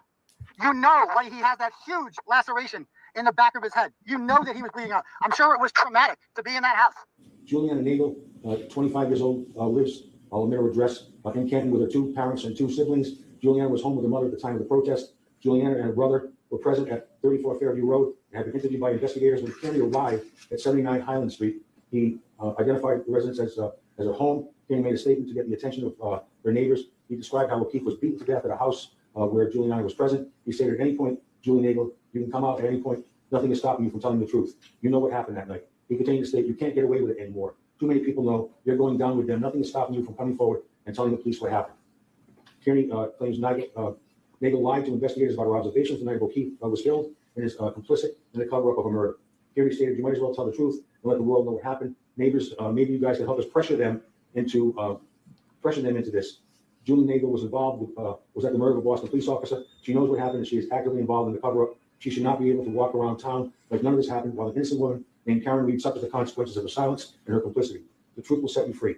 Kearney is in front of the residents for approximately 10 minutes. At the conclusion of the speech, he stated the next location is the home of the Canton Police Department Deputy Chief, Thomas Kelleher. While traveling the next location, Kearney stated Julie Nagel's house was a good one. They were home. And clearly, when the statements he made there, Judge, about as far as it can go to intimidating a witness. I get the moral conundrum that Who's you have here. filming Very this? hard. Who just did that? Did what? Who zooms into someone's shirt like during a proceeding? What was that? I was in the chat. I missed it. They zoomed into who? Someone's Boston shirt, but it's like, what's that for? Is this what are we here for? It's like, oh, nice shirt, lady. I think they were trying to zoom into that lady that was, wanted to. show it again. They just go over to this lady's shirt, a Boston shirt, and zoom in till it The focuses. statements he made there, Judge, about as far as it can go to intimidating a witness. I get the I think they just did it on accident. Was it Grant? I mean, like, he was big at some of those first hearings, getting in the courtroom. Free. Kearney's in front of the residents for approximately 10 minutes. At the conclusion of the speech, he stated the next location is the home of Canton Police Department Deputy Chief Thomas Kelleher. While traveling That's to a this girl's location, shirt. Kearney stated Julie Mabel's What's house that was for? home. What is this ad? The statements he made there. Boston charge Strong? I don't know. He just really Shout liked out. the shirt. He's like, Well, I shout out. need to get me one of those. I Oh don't shit. know. That looked like boobies. Maybe Yeah. he was caught off guard for a second. How rude. Shout out to the lady in the Boston shirt. He's like, she's got some crazy yowzers. I do like that shirt though. Lord. That is funny. I didn't notice Your that. mind's out of the gutter, guys. Damn. It's a family show. About as far as you can go to intimidating a witness. I get the moral conundrum that you have there. It's very hard. But you can't get away with it anymore. Too many people know. They're going to go down. The question is, are you going to go down with them? Nothing is stopping you from coming forward and telling the police what happened. We know that you did not even talk to conflicted State Trooper Michael Proctor until 11 months after the murder. You talked to him in January of 2023 for the first time. You and Sarah Levinson were interviewed. And you are the only person that they spoke with who said that they saw anything on the lawn. You said in the police report that you saw something dark and shadowy on the lawn. You were very vague on purpose because you knew that if all of you said nothing was on the lawn, that wouldn't make any sense. So you had to say, oh, maybe I did see something. Maybe there was something there. We know it. And that is not just you. You're not, the second you made that statement and the second you made up that lie, and that's what it was a lie. The second you made up that lie, you became much more complicit in the cover-up of the murder. And she is actively involved in the cover-up. She's not be able to walk around town like none of this happened, while an innocent woman named Karen Reed, a very nice woman named Karen Reed, suffers the consequences of her silence and her complicity. The truth will set you free. This is not an angry mob. I just want to give this to you and thank you. Oh, thank you. Very nice of you. Thank you. My boyfriend and I watch you all the time and we love you and you are just a fucking hero. Well, thank you. Look at that fucking fire in this mob. And why They're no just one else was burning the charged. street down. That's so annoying. I'm not saying anyone should have been charged, but no one was in charge here. No one was charged with T-Rex arms. And if y'all listen to that, I heard the other day when we were listening to it, you can hear, I believe it's Meredith in the background saying Colin was in the house during that. Like, no one gets charged but Turtle Boy. Why? We know why. But And look at it's not this, just legal. angry because of this angry mob.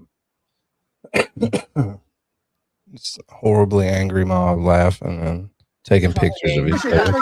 Very kind of you. Look at 'em. Oh, Jesus Christ. Thank you. Thank you. Too nice. And I the little appreciate that. girls who had the lemonade stand set up, those future entrepreneurs. Well, anger, it causes you to be really thirsty.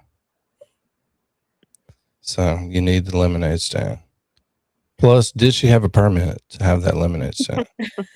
She didn't get Take him to charged. jail. Yeah, Straight we to need to jail. see the sales receipts from that day.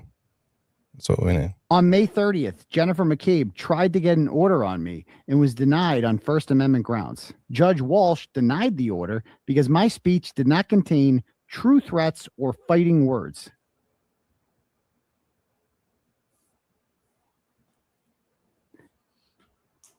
He has started about April 14, 18. He's nonstop. He writes blogs every day. And every day he tries to humiliate me, harass me. Most recently, he chased me out of a court hearing and prevented me from walking, had a big camera. He was harassing me, intimidating me. I was fearing. I didn't know what he was going to do next. He chased me to my car. He was calling me a cop killer. You say chick. Yes, he followed me out of the court and down the That's all you're street ever gonna be. significantly. There were other press reports. Yes, he He's actually such an asshole. drive with a lot of this for you to be able to see. But he videoed the whole thing and then he showed it on all his social media platforms. And Never then prevented he her from created, walking. post, this is a cop killer, she's a cop murderer. And then on that post that he did, he said that he wasn't going to stop. He was going to harass me every day. He was going to go to my children's events. Has he done that? No, he has not done that yet. He has emailed, I have 2 daughters in college, and he's emailed the school. Well, I don't know. Someone has emailed the schools, and they've attached his blog I understand. So he has a significant amount of followers, and he does his live shows. And I have received terrible threats from phone calls. I get voicemails. I get Facebook messengers from his followers. So just so I'm clear, not necessarily from him. He called me once. Okay. And that call was, did he It was a threaten you? voicemail. No, Okay. he just had questions. All right. I just want to make sure we're talking about the same thing. So you may have gotten some other things from maybe people who follow him, Yes. but not him. Correct. Okay, understood. Go But ahead. as of today, he again posted that he was going to make my life a hell. He wasn't going to stop. He would come to, again, he's constantly saying he's going to come to events. He's calling me horrific names. He made t-shirts to humiliate me and my parents, and he's selling them for profit. I literally wake up every single day and I don't know what he's going to write, he parked outside of my house and he did a live feed and he threatens that he would be coming back. My kids are having panic and anxiety attacks. Broadcasted from your street, not on your property, but from your On the area. street. Okay, understood. He's given my address, my husband's social security. It's just nonstop. My kids are seeing everything all over social media. They're having panic attacks at schools and I have to come pick them up. All right. Is there anything else you want me to consider? Is there any way that you can do something so he can't blog about me?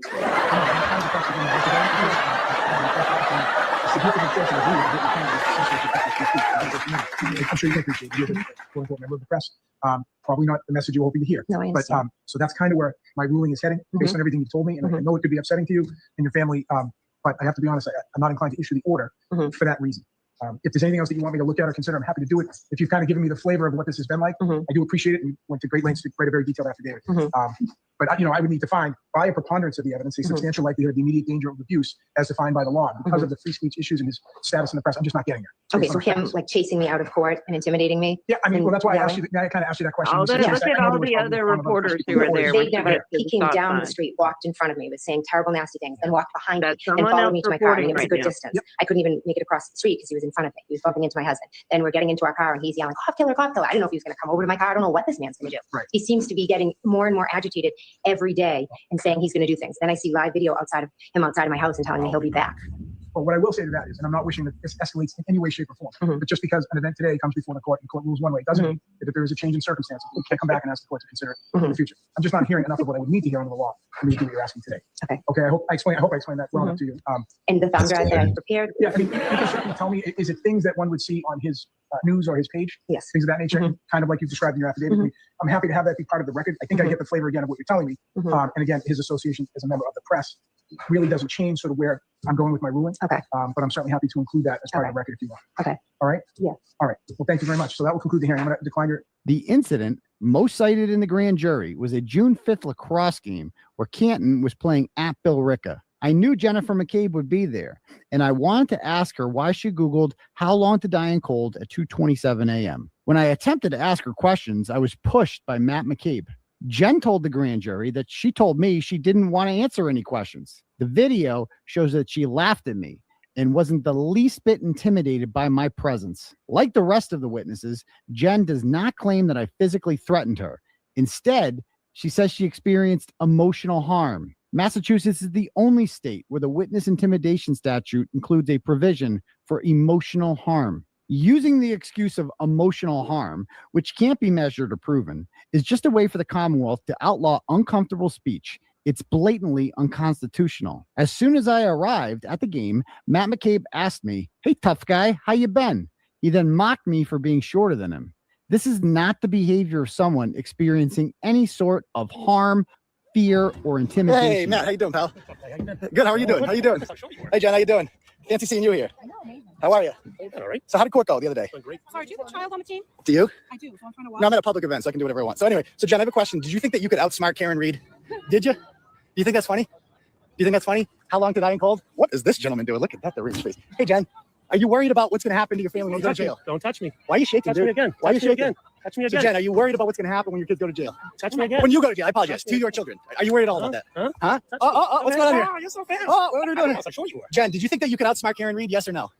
Did you? Why did you Google how long to die in cold, Jen? Why did you Google how long to die in cold, Jen? Why did you Google how long to die in cold, Jen? Do you have any answer for that? Is that the perfect? Do you have any answer for that? Miss McCabe, do you have any answer for that? Why should I leave, sir? I just have some questions. I just want to know why she Googled how long to die in cold. I just wanted to know why she Googled how long to die in cold. I'm just curious. I'm just curious. I'm just curious. I'm just curious. I'm being assaulted by an umbrella man. What is going on here? What is happening right now? What is happening, my friend? What is happening? This is a sporting event, activities for you guys. So This is what? Why do we have to put? We can have our phone out in public. We're just trying to watch a lacrosse game, sir. This is a school-sponsored event. Yes, it is. How do you feel about murder of police officers? How do you feel about murder of police officers? Okay, well, she murdered a police officer. No, that is so untrue. Oh, it's not. Then why did she Google how long to die in cold? It's already been proven wrong. Oh, wait, really? How has it been proven wrong? How long? How has it been? I didn't hear anything. How did? So how is it proven wrong, Matt? How is it proven wrong, sir? How? So are you saying that forensic expert Richard Green is wrong? Are you saying that forensic expert Richard Green is wrong? Is that what you're saying right now, sir? Is that what you're saying? I mean, I'm just curious.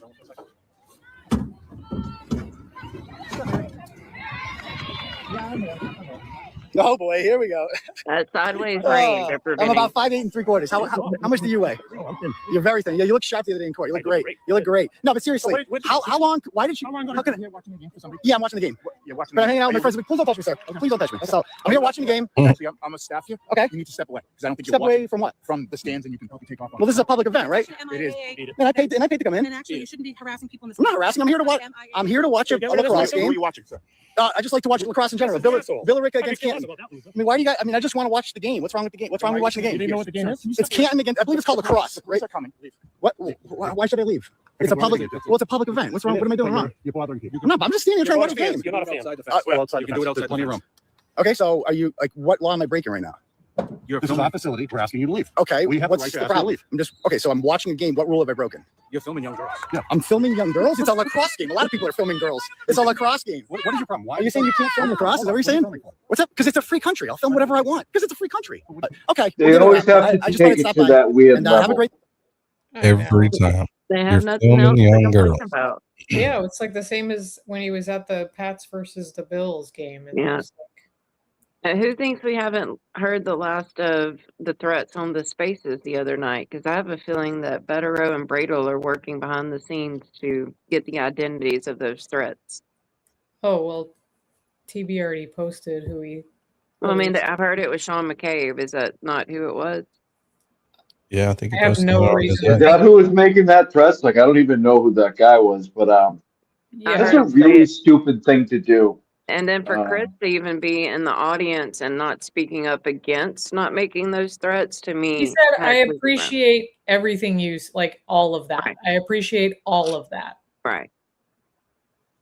Like, I second your threatening behavior.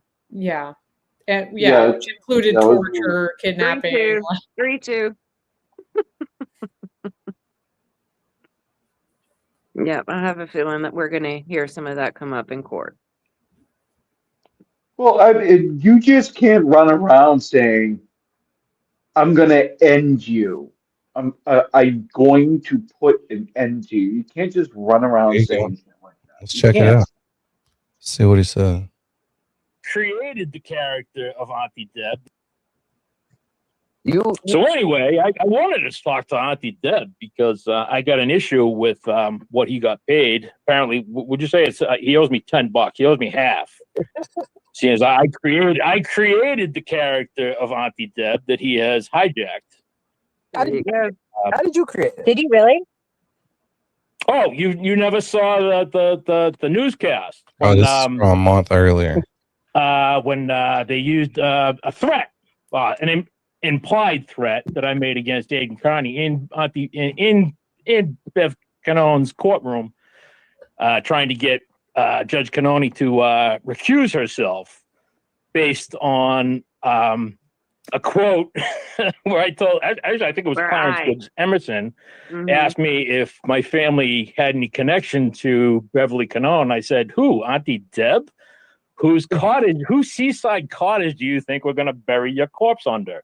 And they had a big poster board in the I courtroom. remember that. Your family was horrified, but I was like, Oh, I know. I horrify everybody. That's okay. Everybody loves me until I say something that they find offensive, and I offend the fuck out of everybody. Me too.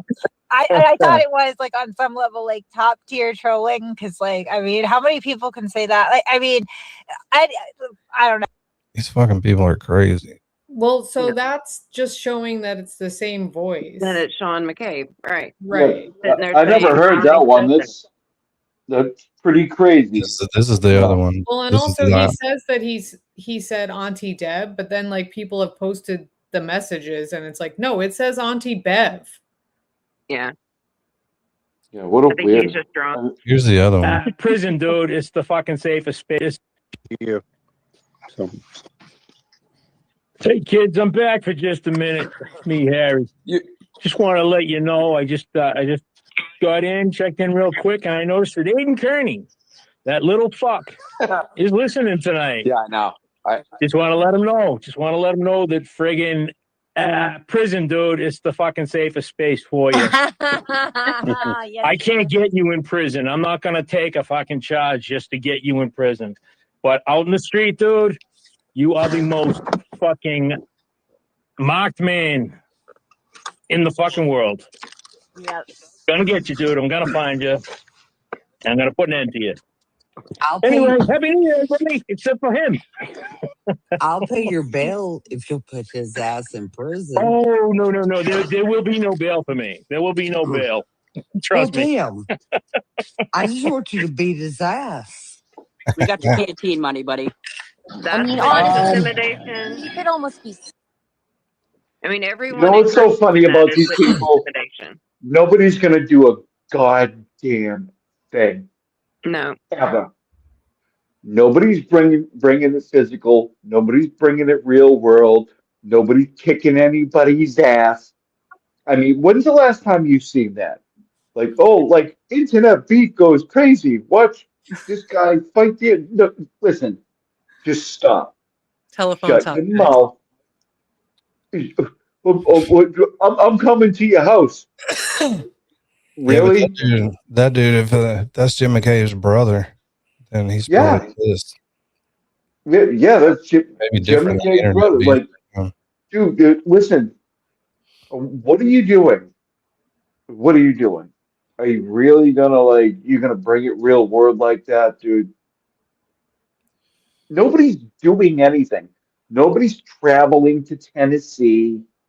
Nobody's showing up at the Cape Mike here said he where I already am. ordered his. I'm really easy to find. You can find Mike me. said he ordered his clothes, Kazi. He ordered Yeah, what some do you Tennessee mean? clothes He's shopping for his big trip. because you can't wear the Well, same clothes. in good for him. Massachusetts, you know Good for him. Stop in here first. what are Tennessee clothes though? Let's figure that out. Titans or I don't know. What does volunteers. that I think consist that's what of? he's talking Wranglers? about. I don't know. He needs What to are get him- Tennessee He's clothes? got to What get else? one of those uncivil law hats. God, I mean, That's Kurt the needs to do safari. some more cooking. Rackets needs to go. I need some more cooking with Kurt. Who doesn't? As an aside. Yeah, but these people, they're not doing anything. Listen. No. But I think they just help TB so much by saying that stuff because they can play that in court next to what TB did and be like, what's a threat? Yeah. Here's the difference.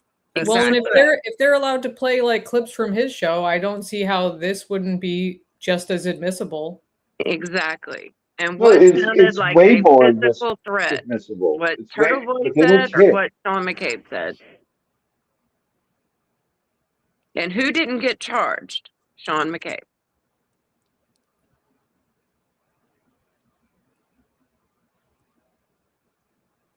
Sorry, y'all can just talk. I'm just I don't scrolling. know. through some I stuff. think what are you looking for? Anything, or are you just No, doing your just own scrolling. thing? I think You that's a don't lot have to doom say. scrolling in our face. Okay. I still Is haven't that wrong? heard Should I where not scroll? I'm I just still haven't scrolling. heard where Chris Albert called Sometimes out you just Turtle want to Boy scroll. and Glare and Baker. Because he didn't. Exactly. Because he didn't.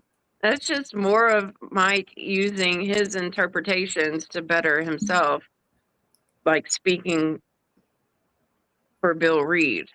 It's just getting ridiculous. He hates you. Yeah. Wow. That's intense. See, LTL's your mama joke. You know what's so funny too is that Jimmy said that on a stream once about LYK because Mike played or said that LYK like played something off used my stream. Yeah, and then Jimmy goes, "He hates you. He told me. He told me he hates you." When I was getting my sweatshirt back. Yeah.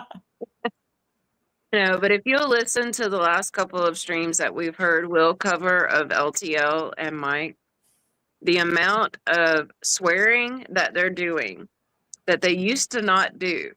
It was Bill effing Reed, Karen effing Reed. Like they're getting so insecure about everything, and it's showing to the people who realize what's going on. Yeah. And they're like, they do it like it's like a roast. Like, Karen fucking Reed, how do you like that, huh? Yeah. Huh? It's like, And Mark Oh, effing Betterow. okay. I'm like, like, come don't on. shoot. Did you just say the F word? Yeah, how do you like that? We're swearing now where we did the swear Yeah. before. God damn it. How I just long do you felt think it. before Mike gets himself a cool pair of sunglasses like JFK? Oh my God. He's gonna look just like him next stream. Dude, flat brim Like, hat. I've lost He'll be in his 3,000 car. subscribers, but my numbers are going up. Dude, He'll be in his that car. was Yeah. incredible. I Yeah. don't know how that works, but His views on the drama are going up, maybe. But I just wish we could listen to it and just talk about all the inaccuracies, but I know we don't want to go there. It was just frustrating. Hey, Danny, I clipped a quick video that Cryford made earlier. And like the gist is it's like an AI song saying like YouTube creators are trying to be me and they can't be me. But he's also using the Muppets. It's really weird. Nice. And somebody said something to him in the comments and he went at him like so hard. He's like, Canton Chronicles said I was the reason why they pumped up their channel. What are you talking about? He freaks out at just random people saying stuff like on the internet. He does not know how to handle it. no, it's very like obvious. He's like, wow, look at this chat, look at it go. I'm like, And we've you got know you so can- many new people can members, see that, and 5 right? minutes apart, we'll address one of the new members that we get. And look at these super chats. I can't keep up with these super There's chats. so much chats I can't even keep up. Speaking of that, that's something I good for got Kazi to on read. If we can get Kazi to on read these, there's not very many of them. I mean, like, Will's getting like 100 new members before he turns his to members only. That's how quick they actually are coming in. Like Yeah, every exactly. Like, and Mike is just like he goes after everybody. Not He even members, but like hints. true members, not subscribers, members, paying. Yeah, like paying. Mm-hmm. Yeah, it's he goes after people very quickly. It's like Jesus, Mike, relax. Yeah, it's a lot. It's a lot. Sarah Be Creative is now a member for 2 months. But that's Cryford. Yeah, that one clip of someone asking, like, just like, are you drunk right now? He's like, you know what? I actually think that you're drunk. Are you drunk? That's a better question. Are you drunk? And you're like, I'm not drunk. I'm not drunk. Maybe you're drunk. This one was even Maybe better. you're drunk, you son of a bitch. Maybe you're drunk. Someone asked So him. you got a lot of balls asking me if I'm drunk. Maybe you're drunk. Everybody is. Someone got asked 5 him a minutes till we're legit leaving. question. Just real quick, Danny. Someone asked, why did you change your mind in January after Turtle Boy was arrested that Karen could have possibly He's not hit the real John? Kazi, Lawlene. I'm not talking to Kazi. I'm talking about what Mike said on his stream. He read a super Oh, I chat. don't want him watching this. Don't ask him that. On I'm here. not asking. Jesus. you're lost, Danny. Continue, Lawlene. I'm following. Someone super chatted asking Mike, why did you change your mind that Karen could have possibly hit John with his car? His answer was, Turtle Boy sent me a recording and wanted me to play it, and I was following blindly. Like, he did not even address it. He did not even address the super chat of why he said that Karen could have possibly hit John. It was all about Turtle Boy. Although that answer does answer the question, which is, I was afraid I was going to go to jail. So I just said something different. But Will nor Turtle Boy went to jail for playing the same exact audio. Well, So, Lawlene, why don't after you read these? That'll give you something to talk He about. brings So up that make sure you audio read them all the before time. we That's leave. Zoom in on my phone and read them. Yep. That's what he went after me in my DMs for. He went nuts at one time. Oh, that was hilarious. Political Blarney AB since 1999. I wanted to take a sec to apologize for the comment the other day. I didn't realize the music was to support your wife. I immediately removed my comment once I heard your next show. I hope you can accept my apology. And I do. Danny don't give a fuck. Virginia Mike Cryford since $4.99. Danny, love to see your channel growth. Great job. Lola the Good Dog 26. Virginia, Mike. Virginia. She doesn't say profane words. It's not wrong though. Oh, I thought it said Virginia. I'm reading on my phone. Oh. It didn't. Virgin is not a profane word if that's what it said. All right. I'm still reeling over Nan saying that Will was talking about Melanie Little and her yacht. Seriously. Insane. Mel must have cracked up about that one. And exactly. Yeah, that was they picked fucking the wrong hilarious. one. Like, Will I want to could know care if she less. has a yacht. Does she have a yacht? No. Good for her. Will No, could care Nan's less just about a yacht, changing. though. Nan's just changing the insult that he said about her own self, and like, because it was, okay. she's rich and has all these cars because she belittles people that don't have nice enough cars, and then But she just changed. let's be real. Will doesn't care about furniture. Why would he care about someone's yacht? Yeah, who the fuck cares? Yeah, if Melanie does have a yacht, good for her. Yeah, Like- that must be fun. But then Mike immediately asked, "Hey, let me get on the yacht." Yeah. If Daniel has, We get if this Daniel guy has a on the house He's like, with hey, a moat, Melanie, we can good have for some her. fun. Like, Right. go ahead, you know, do your thing, whatever. Who cares? Jesus Christ. Lily 80 says 199. Let's start here. Hello, everyone. Hello, Lily. And again, 499. Crybaby sucks. Period. Yep. And again, 999. You guys are amazing. I stand for justice. Free TV. Good one. We have a guest. 84 gifted 10 Rat House Media memberships. Thank you. And Karina Pinky became a YouTube member. We appreciate you. Welcome. Yep. Welcome. And Diane G is dropping 5 Rat House Media memberships. At the Sweet Woman, there wasn't a cop in sight that day talking about the Roland rally, which is extremely true. And Yeah, no because charges you didn't immediately need any. thereafter. And she You knows didn't that. need any freaking cops.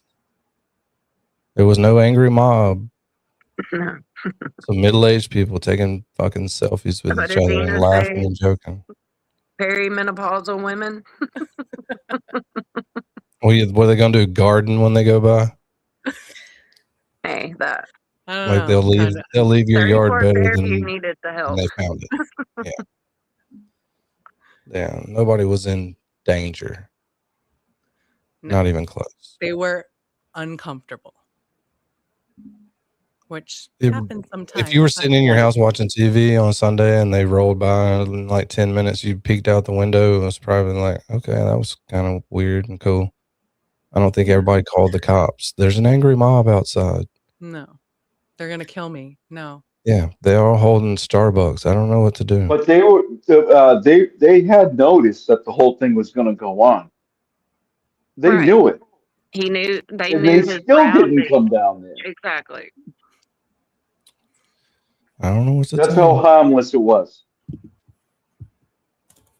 It didn't look very Anyway, angry. I'm prosecuting this case. I should probably be quiet. I'm sorry. Yeah, I'm recording this. Stay in character. Yeah, I'm recording this for sure. Forget about all the shit I just said. I didn't mean it. Whatever. This TV's isn't in me. the chat. Or was Uh-oh. that a while ago? I don't know. It said TB was in the chat. Yeah, he was. I don't know. Oh, I if he missed it then. shows any minute now. He's probably getting Yeah. ready to start his. He's getting ready for his technical difficulties. Yeah, and I know. I you can don't, get her up Mic tonight. stand. you don't have to go anywhere. I'm dropping everybody in the chat. The redirect is set, so we have like 1 minute, and I'm gonna go ahead and drop it so we can watch Toy's intro song. And subscribe to Toy at Toy 74. I messed Yes. up. Hey, stupid April. Yes. Just one time at the beginning of your boyfriend's introduction when he starts calling himself different names. He never says turtle dove, even though it's taken hold in many areas. Oh. We'd like Maybe to Daddy, suggest would you mind adding that to your list of nicknames? You can call just me one Turtle Dove. just one time I'd like to hear turtle dove is an acceptable name that because he does a lot of other stuff. He needs to make a pre-recorded of all of his names. That way he can have them all in there and then start his show. No, I like that he says it every time because I say it along with him. It's like a fun game I play. How do you say it with him? He bounces around each category. Yeah, I know, but like when he starts, you know what's coming after it, Different versions of daddy. Right. You know what I mean? Turtle dove in the nicest way. It's not a when I'm wearing a slam. leather jacket. Nope. I'm glad he comes by. What did he say when he came by? I don't see anything. I didn't see him either. I don't. It's not. You don't need. Oh, to there it is. There it is. Yeah. Yeah, she was trying to be like, oh, there's no comment out there. No, he didn't say anything. Found it. All right, well, say your goodbyes, people. I'm gonna drop all these people up in the Turtle Rider room.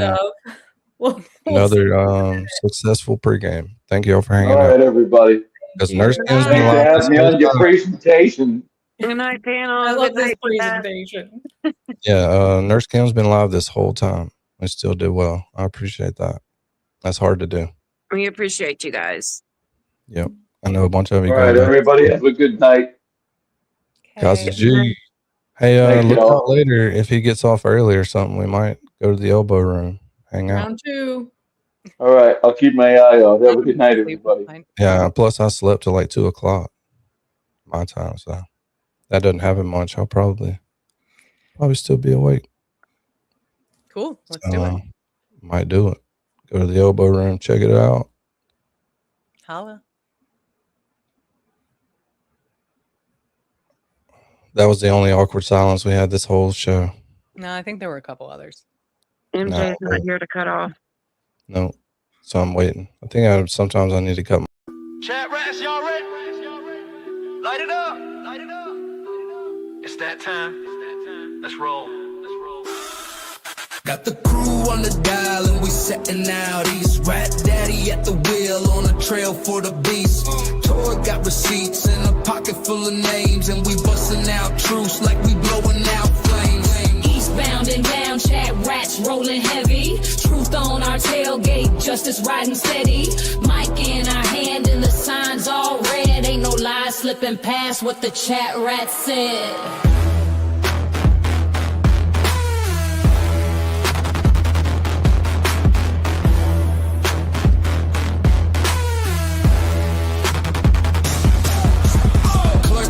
Playlist, angels taking charge, law leans on the mic and her notes hit hard. Mary B's lifted but she's sharper than attack. Dean's dropping questions while he's rolling in his Cadillac. Breaker, rap mama here, got eyeballs on that shady scene. Y'all ready? Light it up, rats. 10, 4, 20.